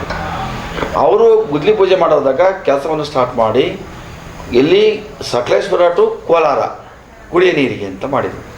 ಅಲ್ಲಿಂದ ಇಲ್ಲಿವರು ಎಷ್ಟು ಕೆರೆಗಳಿಗೆ ಬರ್ತವೆ ಆ ಕೆರೆಗಳಿಗೆಲ್ಲ ನೀರು ತುಂಬ ಯೋಜನೆಯನ್ನು ಎಸ್ಟಿಮೇಟ್ ಮಾಡಿ ಎಲ್ಲ ಕೆರೆಗಳು ಸೇರಿಸಿದರು. ತದನಂತರ ಸಿದ್ದರಾಮಯ್ಯ ಅವಧಿ ಮುಗಿದ ಮೇಲೆ ಮತ್ತೆ BJP ಸರ್ಕಾರ ಬಂದಾಗ ಆ ಎತ್ತಿನೊಳಗೆ 1 ರೂಪಾಯಿನೂ ಸಹ ಮಂಜೂರು ಮಾಡಲಿಲ್ಲ. ಅದು ಹಂಗೆ 5 ವರ್ಷ ಗ್ಯಾಪ್ ಆಯಿತು. ಪುನಃ ಮತ್ತೆ ಚುನಾವಣೆ ಬಂದಾಗ ಮತ್ತು ಅದೇ ಪುನಃ ಸಿದ್ದರಾಮಯ್ಯ ಬಂದಾಗ ಮತ್ತೆ ಅನುದಾನ ಬಿಡುಗಡೆ ಮಾಡಿ ಈ 2 ವರ್ಷದಲ್ಲಿ ಮತ್ತೆ ಪುನಃ ಕೆಲಸ ಮಾಡಿದಾಗ ಈ ಸಕಲೇಶ್ಪುರ ಜಾಗದಲ್ಲಿ ಒಂದು ಕ್ಯಾಂಪನ್ನು ಮಾಡಿ ಅಲ್ಲಿ ಒಂದು 9 ಚೆಕ್ ಡ್ಯಾಮ್ ಮಾಡಿದ್ದಾರೆ. ಆ 9 ನೀರನ್ನು ಚೆಕ್ ಡ್ಯಾಮ್ನೆಲ್ಲ ತಂದು ಸ್ಟಾಕ್ ಮಾಡಿ ಅಲ್ಲಿಂದ ಎತ್ತದು ಮಿಷಿನಲ್ಲಿ 1000 ಅಡಿ ಆಳನ್ನ ಎತ್ತದು ನೇತ್ರಾವತಿ ತಿರು ಯೋಜನೆ. ಅದು ನೇತ್ರಾವತಿ ನೀರನ್ನು ಸಮುದ್ರಕ್ಕೆ ಹೋದ ನೀರನ್ನು ಅದು ಅಡ್ಡಗಟ್ಟಿ ಈ ಕಡೆಗೆಲ್ಲ ಲಿಫ್ಟ್ ಮಾಡಬೇಕು ಅಂತೇಳಿ ಮಾಡಿದರು. ಅದು ಇವತ್ತು 1000 ಕೋಟಿ ಹಾಕಿದಾಗ ಸುಮಾರು ಲಕ್ಷಾಂತರ ಕುಟುಂಬಗಳು ಇವತ್ತು ಬದುಕ್ತಿದ್ದಾವೆ. ಹೇಗೆ ಅಲ್ಲಿಂದ ನೀರು ಹೊರಟಿದ್ದು ನೀರು ಕೋಲಾರಕ್ಕೆ ಹೋಗುತ್ತೆ ಕುಡಿಯ ನೀರಿಗೆ ಅಂತ, ಅಲ್ಲಿಂದ ಬಂದು ಸ್ಟಾರ್ಟ್ ಆಗಿ ಈಗ ಆದರ್ಶ ಬಂದು ಸಾಕ್ಷಿ ನಮ್ಮೂರ 1000 ಅಡಿಗೆ ಹೋದ್ರು ಈ ಏರಿಯಾದಲ್ಲಿ ನೀರು ಬರ್ತಿಲ್ಲ. ಈಗ ಮೊನ್ನೆ ಇಲ್ಲಿ ವರ್ಷ ಕರೆಕ್ಟ್ ಇಲ್ಲಿ ವರ್ಷದಲ್ಲಿ ಓಪನ್ ಮಾಡಿದ್ರು, ಉದ್ಘಾಟನೆ ಮಾಡಿ ಎಲ್ಲ ಕೆರೆಗಡೆ ಫಸ್ಟು ಹಳೆಬೇಡಿಯಿಂದ ಬೆಳವಾಡಿಯಿಂದ ಇಲ್ಲೊಂದು ಡ್ಯಾಮ್ ಇದೆ. ಆ ಡ್ಯಾಮ್ ಅಲ್ಲಿಂದ ಈ ಕಡೆ ಕೆರೆ ಭಾಗ ಎಲ್ಲ ಫುಲ್ ತುಂಬೈತು. ಸೀಪೇಜ್ಗೆ ಕೆರೆಗೆಲ್ಲ ತುಂಬಿದಾಗ 1000 ಅಡಿ ಬಾಯಿ ಕೊರೆಸಿದವಾಗೆಲ್ಲ ಮೇಲ್ಗಡೆ 5 ಅಡಿಗೆ ನೀರು ಕೈ ಸಿಕ್ತು, 100 ಅಡಿಗೆ ಕೈ ನೀರು ಸಿಕ್ತು. ಆ ಮಟ್ಟಿಗೆ ನೀರನ್ನು ಮಾಡಿದ್ರು. ಇವತ್ತು ಈ ಭಾಗದಲ್ಲಿ ರೈತರು ನೆಮ್ಮದಿಯಾಗಿದೆ ಅಂದರೆ ಸಿದ್ದರಾಮಯ್ಯ ಸರ್ಕಾರದಲ್ಲಿ ಕೆಲಸ ಮಾಡ್ತಾರೆ. ಅದಕ್ಕೆ ಎಸ್ ಸರ್, ತುಂಬ ಸಂತೋಷ ಸರ್. ಮುಖ್ಯವಾಗಿ ಕರ್ನಾಟಕ ಸರ್ಕಾರ ತಂದಂಥ 5 ಗ್ಯಾರಂಟಿ ಯೋಜನೆಗಳು ತಮ್ಮ ಭಾಗದಲ್ಲಿ ಯಾವ ರೀತಿ ಅನುಕೂಲಕರವಾಗಿದೆ? ಕಾಂಗ್ರೆಸ್ ಸರ್ಕಾರದಲ್ಲಿ ಅನುಕೂಲ ಮಾಡೋದು ಇವತ್ತು ಮಹಿಳೆಯರಿಗೆ ನಾವು ಕಾಣಂಗೆ ಸ್ವಲ್ಪ ಸಮಾಸ್ತೆ ಭಾರಿ ಬಡವರದಲ್ಲಿದ್ದವರಿಗೆಲ್ಲ ಇವತ್ತು ಬೇಕಷ್ಟಲ್ಲಿ ಅನುದಾನ ಆಗಿದೆ. ಹೇಗೇನ್ರಿ ನಾವು ನೋಡ್ತೀವಿ ಬಡವ್ರ ಬಗ್ಗೆ ಒಟ್ಟಿಗೆ ಎಲ್ಲಿ ಹೊರಗಡೆ ಹೋಗೋಕ್ಕೆ ಆಗ್ತಿರಲಿಲ್ಲ. ಇವತ್ತು ಬಸ್ಸಿಗೆ ನೋಡಿರಿ, ಇವತ್ತು ಬಸ್ಸಲ್ಲಿ ಎಷ್ಟು ಜನ ತಿರುಗಾಡುತ್ತೆ, ಮಹಿಳೆಯರೆಲ್ಲ ತಿರುಗಾಡ್ತಾರೆ. ತಿಂಗಳ ಗೃಹಲಕ್ಷ್ಮಿ ಬರುತ್ತೆ, 2000 ರೂಪಾಯಿ ಬರುತ್ತೆ. ಆ 2000 ರೂಪಾಯಿ ಗುಡ್ಡ ಹಾಕ್ಕೊಂಡು ಶೌಚಾಲಯ ಕಟ್ಸಿದ್ದಾರೆ, ಬೋರ್ ಕೊಡಿಸಿದ್ದಾರೆ, ಮಗಳಿಗೆ ಮಾಂಗಲ್ಯ ಮಾಡಿಸ್ಕೊಟ್ಟಿದ್ದಾರೆ. ಆ ಥರ ಎಲ್ಲ ಗುಡ್ಡ ಹಾಕ್ಕೊಂಡು ಆ ಥರ ಯೋಜನೆಲ್ಲ ಮಾಡಿದರು. ಗೃಹಲಕ್ಷ್ಮಿ ಮತ್ತು ಸ್ತ್ರೀಶಕ್ತಿ ಇದು 2 ಫಾಸ್ಟ್ ನಡೀತಿದೆ. ಮತ್ತು ಗೃಹ ಜ್ಯೋತಿ ಇವತ್ತು ಕರೆಂಟ್ ಬಿಲ್ ಕಟ್ನಾರ್ದಲ್ಲೇ ಕರೆಂಟಲ್ಲಿ ಕೇಬಲ್ ಬಂದು ಕಟ್ ಮಾಡಿ ಹೋಗ್ತಿದ್ರು. ಇವತ್ತು ಆ ಗೃಹಲಕ್ಷ್ಮಿ ಬಂದಿರೋದ್ರಿಂದವ, ಗೃಹ ಜ್ಯೋತಿ ಬಂದ್ರಿಂದವ ಇವತ್ತು ಎಲ್ಲೂ ಲೈನ್ ಮಾಡಿ ಕಟ್ಟೋದು ಏನೂ ಇಲ್ಲ. ಎಲ್ಲರೂ ಬಡವ್ರ ಬಗ್ಗೆಲ್ಲ ಆರಾಮಾಗಿ ಕರೆಂಟ್ ಉರಿಸ್ತಾರೆ. ಶ್ರೀಮಂತರು ಉರಿಸ್ತಾ ಇದ್ದಾರೆ, ಅದರಲ್ಲಿ 2 ಮಾತನ್ನು ಉರಿಸ್ತಾ ಇದ್ದಾರೆ, ಬಳಸ್ತಾ ಇದ್ದಾರೆ, ಅವ್ರು ಯೂನಿಟ್ ಮಾಡ್ಕೊಂಡು ಮಾಡ್ತಾಯಿದ್ದಾರೆ. ಅದೇನಿಲ್ಲ. ಹಾಗೆ ಅವ್ರ ಸರ್ಕಾರದ 5 ಆಮೇಲೆ ಯುವ ನಿಧಿ ಅದು ಸಹ ಒಳ್ಳೆ ಯುವಕರಿಗೆಲ್ಲ ಒಳ್ಳೆಯದಾಗಿ ಇಂಜಿನಿಯರ್ ಮಾಡ್ಕೊಂಡು ಮನೇಲಿ ಇವತ್ತು ಮತ್ತೆ ಅವರು ಓದೋಕ್ಕೆ ಮುಂದಕ್ಕೆಲ್ಲ ಅನುಕೂಲ ಆಗ್ತಾಯಿತ್ತು. ಅದರಲ್ಲಿ ಗ್ಯಾರಂಟಿ ಬಗ್ಗೆ ಯಾವುದ್ರ ರೀತಿಯಲ್ಲಿ ನಮಗೇನು ತೊಂದರೆ ಆಗಿಲ್ಲ. ಅಕ್ಕಿ ನಿಂತಿದ್ರು, ಅನ್ನಭಾಗ್ಯದಲ್ಲಿ ಅಕ್ಕಿನ ಇವತ್ತು ಕೇಂದ್ರ ಸರ್ಕಾರ ಕೊಡಲೇ ಇಲ್ಲ, ನಮಗಿದ್ದು ಇಟ್ಕೊಂಡು ಕೊಡಲಿಲ್ಲ. ರಾಜ್ಯ ಸರ್ಕಾರಕ್ಕೆ ದುಡ್ಡು ಕೊಡ್ತಿದ್ರು ಕೊಡಲಿಲ್ಲ. ಕೊನೆಗೆ ಅದೇನು ತಿಳ್ಕೊಂಡ್ರು ಏನಾಗತ್ತೆಯೋ ಪುನಃ ಮತ್ತೆ ಈ ಸರಿ ನಾವು ಅಕ್ಕಿನೇ ಬಿಡುಗಡೆ ಮಾಡಿದ್ರು. ನಮ್ಮ ಸಿದ್ದರಾಮಯ್ಯ ಮಾಡಿದ್ರು, ಅಕ್ಕಿ ದುಡ್ಡೇ ಹಾಕ್ಬಿಟ್ಟ 5 kg ದುಡ್ಡು ಹಾಕಿದ್ರು. ಅದೆಲ್ಲ ಫಲಾನುಭವಿಗಳಿಗೂ ಹೋಯ್ತು. ಪುನಃ ಮತ್ತೀಗ ಏನು ತಿಳ್ಕೊಂಡ್ರೆ ಸೆಂಟ್ರಲ್ನಲ್ಲಿ ದುಡ್ಡು ಕೊಡೋಕೆ ಒಪ್ಕೊಂಡ್ರು, ಅಕ್ಕಿ ಕೊಡೋಕ್ಕೆ. ಅದಕ್ಕೆ ಸರ್ಕಾರ ದುಡ್ಡು ತುಂಬಿತು. ಈಗೆಲ್ಲ 10 kg ಅಕ್ಕಿ ಎಲ್ಲ ಪ್ರತಿ ತಿಂಗಳು ಕೊಡ್ತಾಯಿದ್ರು. ಸರ್, ಈಗ ನಮ್ಮ ಬಯಲುಸೀಮೆ ನಾಡಲ್ಲಿ ಯಾಕೆ ಗದ್ದಿಲ್ಲ, ನೀರಾವರಿಲ್ಲ, ಚಾನಿಲ್ಲ. ಅನ್ನ ಊಟ ಮಾಡೋಕ್ಕೆ ನಾವು ಕಂಡಂಥ ದೃಶ್ಯನ ಇದು, ಬೇರೆ ಯಾರೂ ಅಲ್ಲ. ನಾವು ಅನ್ನ ಉಣಬೇಕು ಅಂದರೆ ವಾರಕ್ಕೆ 1 ದಿವಸ ಅಷ್ಟು ದೊಡ್ಡ ಬಡತನ ಕುಟುಂಬ ಇದ್ದು. ಮಲೆನಾಡಿಗೆ ಅನ್ನ ಊಟ ಮಾಡಬೇಕು ಅಂದ್ರೆ ವಾರ ಕಾಯ್ಬೇಕಾಯ್ತು. ಮಲೆನಾಡಿಗೆ ನಾವು ಇಲ್ಲಿಂದ ಬೆಳೆದಂಥ ರಾಗಿ, ಜೋಳ, ಸಾಂಬಾರು, ಕೊಬ್ಬರಿ ಎಲ್ಲ ತಗೊಂಡು ಮಲೆನಾಡಿಗೆ ಹೋಗಿ ಮಾರಿ ಮಲೆನಾಡಿಂದ ತಂದು ಇಲ್ಲಿ ಮಾಡಿ ಅನ್ನ ಉಣ್ತಿದ್ದು. ಇವತ್ತು ಆ ಪರಿಸ್ಥಿತಿ ಇಲ್ಲ. ಇವತ್ತು ಸಿದ್ದರಾಮಯ್ಯರ ಒಂದು ಅನ್ನ ಕೊಟ್ಟರೆ ಸಿದ್ದರಾಮಯ್ಯ ಅನ್ನ ಕುಟುಂಬಕ್ಕೂ ಒಂದು ನೆಮ್ಮದಿ ಆಯ್ತು. 3 ಹೊತ್ತು ಅನ್ನ ತಿನ್ನೋಕ್ಕೆ ಚಿಂತೆನೇ ಇಲ್ಲ. ಎಂಥ ಈಗ ನಾವು ಕಾಣೋದಷ್ಟೇ ಎಲ್ಲೆಲ್ಲ ಆದಿ ಬೀದಿಯೆಲ್ಲ ಭಿಕ್ಷಕರಿದ್ದು, ಅನ್ನ ಕೇಳಕ್ಕೆ ಬರಬೇಡ್ರು. ಒಬ್ಬ ಭಿಕ್ಷಕಿಲ್ಲ ತೋರಿಸಿ ನೋಡೋರು ಯಾರೂ ಇಲ್ಲ. ಎಲ್ಲರೂ ಹೊಡೆದ ಊಟ ಸಿಗ್ತಾರೆ. ಎಲ್ಲಿ ಭಿಕ್ಷೆ ಮಾಡ್ತಾನೆ ಅವನು? ಎಲ್ಲೂ ಇಲ್ಲ. ಎಲ್ಲಿ ನೋಡ್ರಿ ಭಿಕ್ಷೆ ಇಟ್ಕೊಂಡು ಬಂದ್ಬಿಡು, ಅಮ್ಮ ಅನ್ನ ಕೊಡ್ರಿ ಬರ್ರಿ. ಯಾರು ಬರ್ತಾರೆ? ಈಗ ಪ್ರತಿಯೊಬ್ಬರಿಗೂ ಅನ್ನ ಸಿಗ್ತೈತಿ. ಅವ್ರು ಎಲ್ಲಿಗೆ ಹೋದ್ರು, ಯಾವ ಸ್ಕೂಲಿಗೆ ಮಾಡ್ತಾ ಹೋದಾಗ ಸ್ಕೂಲ್ದ ಬರಪಲ್ಲಿರಲ್ಲ, ಸ್ಕೂಲಿಗೆ ಕೂಲಿ ಅಲ್ಲಿ ಮಾಡ್ತಲ್ಲ ಅನ್ನ ಇಡ್ತಾರೆ ಸ್ಕೂಲಲ್ಲಿ. ಅಲ್ಲಿ ಇನ್ನೊಂದು ಹೋದ ಮಾಡ್ತಾರೆ, ಅಲ್ಲಿ ಇಡ್ತಾ ಅನ್ನ ಇಡ್ತಾರೆ. ಅನ್ನ ಅದಕ್ಕೆ ಚಿಂತನೆ ಇಲ್ಲ. ಕರ್ನಾಟಕದ ಕಟ್ಟ ಕಡೆಯ ಬಡವನಿಗೂ ಕೂಡ ಅನ್ನ ಸಿಗ್ತೈತೆ. ಅವನಾಗ ಪರಿಸ್ಥಿತಿ ಅವ್ರ ಮನೇಲಿ ಮಾಡೋರಿಲ್ಲ ಅಂದ್ರೆ ಅನ್ನಕ್ಕೆ ಚಿಂತಿಲ್ಲ. ಅನ್ನೋದು ಈಗ ಈ ವರ್ಷ ಏನು ಹೇಳ್ಬೋದು, ಪಂಡಿತ ತಪ್ಪು ತಿಳ್ಕೊಬೇಡಿ. ಸಿದ್ದರಾಮಯ್ಯ ಹೇಳ್ತೀರಿ ಮಳೆನೇ ಬರಲ್ಲ ಅಂದ್ರೆ ಇವತ್ತು ಏನು ರೀ ಮಾಡಿ ಎಲ್ಲ ಕೆರೆ ಕಟ್ಟೆ ತುಂಬಿ ತುಳಿಗೋದು. ಬೇಕಾವಷ್ಟು ನೀರು ಬಂತು, ಬೇಕಾವಷ್ಟು ಅನ್ನದಾನ ಅದಕ್ಕೆ ಆಗೋಯ್ತು. ಅದಾಗೇನಿಲ್ಲ, ಬೇಕಾವಷ್ಟು ಇವತ್ತು ನೋಡ್ರಿ ನೀರು ಬಂದಿದೆ, ಭತ್ತನೂ ಇದೆ, ಅನ್ನನೂ ಇದೆ, ಬೇಕಾವಷ್ಟು ಆಗ್ತದೆ. ಅದರಲ್ಲಿ 2 ಮಾತು ಹಿಂದೆ ಬಿದ್ದಿಲ್ಲ, ಚೆನ್ನಾಗಿ ನಡೀತಿದೆ. ಅದರಲ್ಲೇನಿಲ್ಲ. ಗೃಹಲಕ್ಷ್ಮಿ ಮತ್ತು ಇದು ಅನ್ನದಾನದಿಂದ ಭಾರಿ ಇವತ್ತು ನಮಗೆ ಸರ್ಕಾರ ಒಳ್ಳೆ 5 ಗ್ಯಾರಂಟಿದು ಭಾರಿ ಒಳ್ಳೆ ಹೆಲ್ಪ್ ಮಾಡ್ತು. ಇವತ್ತು ಸುಮಾರು ಜನ ನೋಡ್ತೀವಿ ನಾವು, ಅಣ್ಣ ನಾವು 2 ಸಲ ದುಡ್ಡು ಗುಡಾಕಿ 4-5 ತಿಂಗಳದ ಮಗಳಕ್ಕೆ ಮದುವೆ ಹೊತ್ಕೊಂಡು ನಾನು ವಾಲೆ ಮಾಡಿಸ್ತೇಕೊಂಡಾಗ ನಮ್ಗೆ ಎಷ್ಟು ಸಂತೋಷ ಆಯಿತು. ಆ ಸರ್ಕಾರಕ್ಕೆ ಎಷ್ಟು ಒಳ್ಳೆಯ ಹೆಸರು ಬಂತು. ಆ ದುಡ್ಡು ತಗೋಬೇಕು. ನಿಜ ದುಡ್ಡು ಇರ್ಬೋದು, ಅವ್ರ ಈ ಸರಿ ಅತ್ತೆಗೆ ಸೊಸೆಗೆ ಬಂದು ಅದು ಗುಡ್ ಇಟ್ಕೊಂಡು ಮೈಂಟೈನ್ ಮಾಡಿಕೊಡ್ದು ಯಾರು ಕೊಡ್ತಿದ್ರು?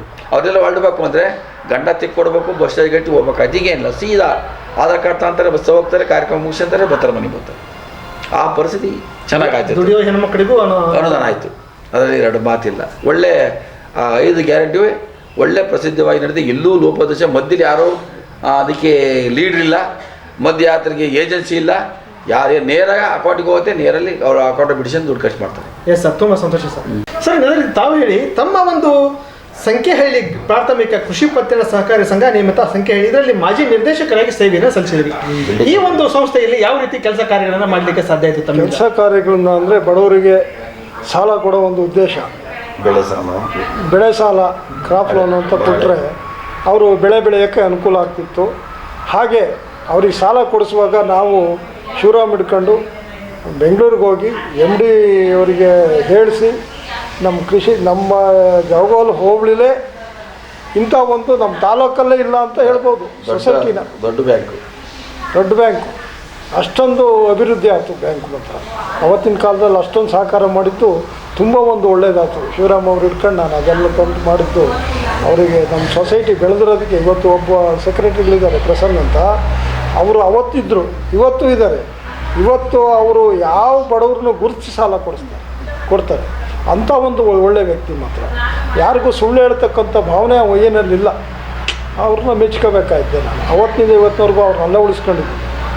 ಈಗ 25-30 ವರ್ಷದಿಂದಲೂ ಅಲ್ಲೇ ಇಟ್ಕೊಂಡಿದ್ದೀವಿ. ಅವ್ರನ್ನ ಕಳಿಸಿಲ್ಲ. Yes sir. ಅವರು ಅಂಥ ಒಂದು ಒಳ್ಳೆ ಗುಣನ ಬೆಳೆಸಿದ್ದೀವಿ. ರೈತರಿಗೆ ತುಂಬ ಸಹಕಾರ ಮಾಡಿದ್ದಾರೆ. ಅದ್ರ ಬಗ್ಗೆ ಮಾತಾಡೋಂಗಿಲ್ಲ ಸರ್. ತುಂಬ ಸಂತೋಷ ಸರ್. ಸರ್, ಇನ್ನು ಮುಖ್ಯವಾಗಿ ತಾವು ಈ ರಾಜಕೀಯದ ಜೊತೆಗೆ ಸಹಕಾರಿ ರಂಗದ ಜೊತೆಗೆ ಸಾಮಾಜಿಕವಾಗಿ ಯಾವ ರೀತಿ ಕೆಲಸ ಕಾರ್ಯಗಳನ್ನು ಮಾಡ್ಕೊಂಡು ಬಂದಿದ್ದೀರಿ ಸರ್? ಸಾಮಾಜಿಕ ಕ್ಷೇತ್ರದಲ್ಲಿ ಫಸ್ಟ್ ನನಗೆ ಆದ್ಯತೆ ಅದೇ ಮನಸ್ಸು ರೈತರಿಗೆ ಮಾಡಬೇಕು. ಕ್ರೀಡಾ ಸ್ಕೂಲು, ಯಾವುದೇ ಸ್ಕೂಲ್, ನನ್ನ ಕ್ಷೇತ್ರದಲ್ಲಿ ಯಾವುದೇ ಸ್ಕೂಲಲ್ಲಿ ಕಾರ್ಯಕ್ರಮ ಮಾಡಿದರೆ ಕ್ರೀಡೆ ಬಗ್ಗೆ ಭಾರಿ ಆಸಕ್ತಿ ಇತ್ತು. ಯಾವ ಊರಲ್ಲೇ ಕ್ರೀಡೆ ಏನು ಕೆಲಸ ಮಾಡಬೇಕು ಅಂದರೆ ಆ ಸ್ಕೂಲ್ ಜಾಗ ಮಟ್ಟ ಮಾಡಿಸೋದಾಗಲಿ, ಅದಕ್ಕೆ ವಾಲಿಬಾಲು, ಕ್ರಿಕೆಟ್ ಆಗಲಿ, ಸಮಾಜ ಸೇವೆ ಏನು ಬೇಕಾದ್ರೂ ಆಗಲಿ ಕೊಡ್ಸೋಕ್ಕೆ ನಾವು ಬದಲಾಗಿದ್ದು. ಆಮೇಲೆ ಅದೊಂದೇ ಅಲ್ಲ, ಈಗ ದೇವಸ್ಥಾನಗಳು ಕಟ್ಟಿದ್ವಿ. ಪ್ರತಿಯೊಂದು ನಮ್ಮ ಇಡೀ ಕ್ಷೇತ್ರದಲ್ಲಿ ನಮ್ಮೂರಲ್ಲಿ ನನ್ನ ಅವಧಿಲೇ 7 ದೇವಸ್ಥಾನ ಕಟ್ಟಿದ್ದೀವಿ. ಎಲ್ಲ ಮತ್ತು ಸರ್ಕಾರ ದುಡ್ಡೇ, ನಮ್ಮದು ರೈತರ ದುಡ್ಡೇ ಯಾವುದೂ ಇಲ್ಲ. ಸರ್ಕಾರ ದುಡ್ಡೇ ತಂದು ನಮ್ಮ ಶಕ್ತಿ ಮೇಲೆ, ಶಿವರಾಮನ ಆಶೀರ್ವಾದದ ಮೇಲೆ 7 ದೇವಸ್ಥಾನ, ಒಳ್ಳೆಯ ದೇವಸ್ಥಾನ ಕಟ್ಟಿದ್ವಿ ನಾವು. ಆಮೇಲೆ ನಾನು ಕಟ್ಟಿದ್ದೆ ನಮ್ಮೂರೆಲ್ಲ ಪ್ರತಿಯೊಂದು ಊರಿಗೆ ಕಟ್ಸ್ಕೊಂಬೋದು. ಸಮಾಜ ಸೇವೆ ಎಲ್ಲ ಊರು ಹುಡುಕೊಂಡು ಹೋಗಿ ಕೊಡಿಸ್ತೀವಿ. ಅದನ್ನೇ ನಾನು ಎರಡು ಮಾತಿಲ್ಲ. ಆಮೇಲೆ ಯಾವುದೇ ನನಗೆ ಕಾಲೇಜು ಬರೆದವ್ರಲ್ಲಿ ಜಾವಗಲ್ ಕಾಲೇಜು, ಹೈಸ್ಕೂಲ್ ಬರೋದು 6 ನನ್ನ ಕ್ಷೇತ್ರಕ್ಕೆ ಬರೋದು ಕೋಳಗುಂದ, ಉಂಡಿನಾಳು, ಕರಗುಂದ, ಅಂದ್ರಾಳು, ನೇರ್ಲಿಗೆ, ಜಾವಗಲ್. ಈ ಪ್ರೌಢಶಾಲೆಗೂ ಸಹ ಎತ್ತಿನ ಆದ್ಯತೆ ಕೊಟ್ಟು, ಆಮೇಲೆ ಪ್ರತಿ ವರ್ಷ ಈಗ ಸೆಂಟ್ರಲ್ಲೆಲ್ಲ ಅಲ್ಲೆಲ್ಲ ಮಾಡ್ತಾರೆ. ಪ್ರತಿ ವರ್ಷ ಸೆಂಟ್ರತ್ತು SLC ಸೆಂಟ್ರ್ ಇಡ್ಬೇಕಾದ್ರೆ ಸುಮಾರು 20-30 ವರ್ಷದಿಂದ ಪ್ರತಿ ಸೆಂಟ್ರಲ್ಲೂ ನಮ್ಮ ಮಕ್ಕಳಿಗೆಲ್ಲ ಊಟ ಹಾಕಿದ್ದೀವಿ ನಾವು. ನಮ್ಮ ರಾಜಕೀಯ ಜೀವನದಲ್ಲಿ ಪ್ರತಿ ವರ್ಷ ಮಕ್ಕಳಿಗೆ SLC ಮಕ್ಕಳಿಗೆ ಹಳ್ಳಿಯಿಂದ ಬಂದು ಒಂದು ಸೆಂಟ್ರ್ ಮಾಡೋರು. 10 ಕಿಲೋಮೀಟರ್ 15 ಕಿಲೋಮೀಟರ್ ಕೋಳಗುಂದ ಸೆಂಟ್ರ್ ಮಾಡಿ ಮಧ್ಯಾಹ್ನ ಹೋಗೋಕೆ ಸಮಸ್ಯೆ ಊಟ ಸಮಸ್ಯೆ ಬಂದುಬಿಟ್ಟಿತ್ತು. ನಾವು 4-5 ಜನ ಸೇರ್ಕೊಂಡು ಮಧ್ಯಾಹ್ನದ ಊಟ ಕೊಡ್ತು ಮಕ್ಕಳಿಗೆಲ್ಲ. ಮಧ್ಯಾಹ್ನ ಊಟ ಮಾಡ್ಕೊಂಡು ಡೈಲಿ ಹಂಚ್ಕೊತಿದ್ದು, ಇವತ್ತು ಇವ್ರದ್ದು ಅಂತೇಳಿ ಹಂಚ್ಕೊಂಡು ನಾವೆಲ್ಲ ಹಂಚ್ಕೊಂಡು ಮಾಡ್ತಿದ್ದು. ಆ ಥರ ಸೇವೆನ ಮಾಡ್ಕೊಂಬಂದು ಅದು ನಮ್ಮ ತಂದೆ ಕೊಡಿಸಿದ ನಡೆನುಡಿ ಸಂಸ್ಕೃತಿ. ಅವು ಅನ್ನ ಹಾಕ್ರಿ, ಅನ್ನ ಮಾಡಿದ್ರೆ ದೇವರು ಒಳ್ಳೇದಾಗುತ್ತೆ ಈ ಥರ ಹೇಳಿದ್ದು, ಅದು ಹಂಗೆ ಕಂಟಿನ್ಯೂ ಮಾಡ್ಕೊಂಡೇ ಬಂದು ನಾವು ಅದು ಅದೇ ಥರ ಸೇವೆ ಮಾಡ್ಕೊಂಡು ಬಂದಿದ್ದು. ಅವೆಲ್ಲ ಗುರುತಿಸಿ ರಾಜಕೀಯದಲ್ಲಿ ಒಂದು ಬೆಳೆಯೋಕ್ಕೆ ಒಂದು ಅವಕಾಶ ಇತ್ತು. ಆಮೇಲೆ ಮಠ ಮಾನ್ಯಗಳು ಸಹ ನಮ್ಮ ಕೈಲಿ ಇಲ್ಲೊಂದು ಮಠ ಮಾರ್ಗೊಂಡ ಮಠ ಇತ್ತು, ಅದು ಸಹ ಇಂಪ್ರೂವ್ಮೆಂಟ್ ಮಾಡೋದು. ಮಠಕ್ಕೂ ಜೀವನ ಮಾಡಿಸ್ಕೊಟ್ಟೆ ನಾವು. ಮಠ ಮಾನ್ಯಗಳು ಸಹ ಮಠಗಳನ್ನ ಗುರುತಿಸಿ ಮಠಗಳಿಗೆ ಎಲ್ಲೆಲ್ಲಿ ಏನು ಕೆಲಸ ಮಾಡ್ಕೊಳ್ಳೋ ಅದಕ್ಕೂ ಸಹ ನಾವು ಕೆಲಸ ಮಾಡಿಕೊಟ್ಟು ನಾವು. ಅದರಲ್ಲಿ ಯಾವುದಿಲ್ಲ. ಆಮೇಲೆ ನನ್ನ ಕ್ಷೇತ್ರದಲ್ಲಿ ಜಾಸ್ತಿ ಹಿಂದುಳಿದ ವರ್ಗ ಜನಾಂಗ ನನ್ನ ಕ್ಷೇತ್ರದಲ್ಲಿರೋದು. ಹಿಂದುಳಿದ ಜನಾಂಗದ ಎಲ್ಲರಿಗೂ ನನ್ನ ಕೈಲಾದಷ್ಟು ಸಹಕಾರ ಮಾಡಿ, SC ST BCM ಎಲ್ಲರಿಗೂ ಇರೋದು ಕೆಲಸ ಮಾಡಿ ನಾವು. ಅದ್ರಾಗೇನು ಇದು ಮಾಡಿಲ್ಲ. ಆ ಥರ ಕೆಲಸ ಮಾಡ್ಕೊಂಡು ಅಭಿವೃದ್ಧಿ ಮಾಡ್ಕೊಂಡೇ ಬಂದಿರೋದು ಜನ. ಆಮೇಲೆ ಸ್ಕೂಲ್ ಬಗ್ಗೆ ಹೆಚ್ಚಿನ ರೀತಿಯಲ್ಲೇ ಸಹಕಾರ. ಸ್ಕೂಲ್ ಬಿಲ್ಡಿಂಗ್ ಒಂದ್ಸರಿ ಬಿದ್ದೋಯ್ತು ಇಲ್ಲಿ, ಮಾಡಾರೆ ಸರ್ಕಾರ ದುಡ್ಡು ಬರೋ ಲೇಟ್ ಆಗುತ್ತೆ ಅಂತೇಳಿ ಮನೆ ಬಂಡವಾಳ ಹಾಕಿ ಸ್ಕೂಲ್ ಕಟ್ಸಿ ರಿಪೇರಿ ಮಾಡಿಸ್ಕೊಟ್ಟು ಇವತ್ತು ಆದ್ಮೇಲೆ ಇನ್ನೂ ಸ್ಕೂಲ್ ಬಿಲ್ಡಿಂಗ್ ಇದೆ, ಚೆನ್ನಾಗಿದೆ. ಅವತ್ತು ಅಂತಂಥ ಸ್ಕೂಲ್ ಮಕ್ಕಳಿಗೆ ಬಂದ. ಯಾಕೆಂದರೆ ನಾವು ಓದ್ಬೇಕಾದ್ರೆ ಮಕ್ಕಳು ಓದೋಕ್ಕೆ ಬರ್ತಾನೆ ಭಾರಿ ಇತ್ತು ನಮಗೆ. ನಾವು ಓದೋಕ್ಕೆಲ್ಲ ಒಟ್ಟು ಕುಟುಂಬ, ನಾವು 35 ಜನ ಇದು ಒಟ್ಟಿಗೆ, ಎಲ್ಲರೂ ಓದ್ಸೋಕ್ಕಾಗ್ತಿರಲಿಲ್ಲ. ನಾನು high school first year second year ಓದಿಗೆ ಬಿಡಿಸಿದ್ರು. ಅಂಥ ಕಾಲದಲ್ಲಿ ನಮಗೆ ಎಜುಕೇಷನ್ ಬಗ್ಗೆ ಏನು ಅಂತ ನಮಗೆ ಅರಿವಾಯಿತು. ಅದು ಎಷ್ಟು ಓದಬೇಕು, ಎಷ್ಟು ಕಟ್ಬಿಟ್ರೆ ಕಷ್ಟ ಅಂತೇಳಿ.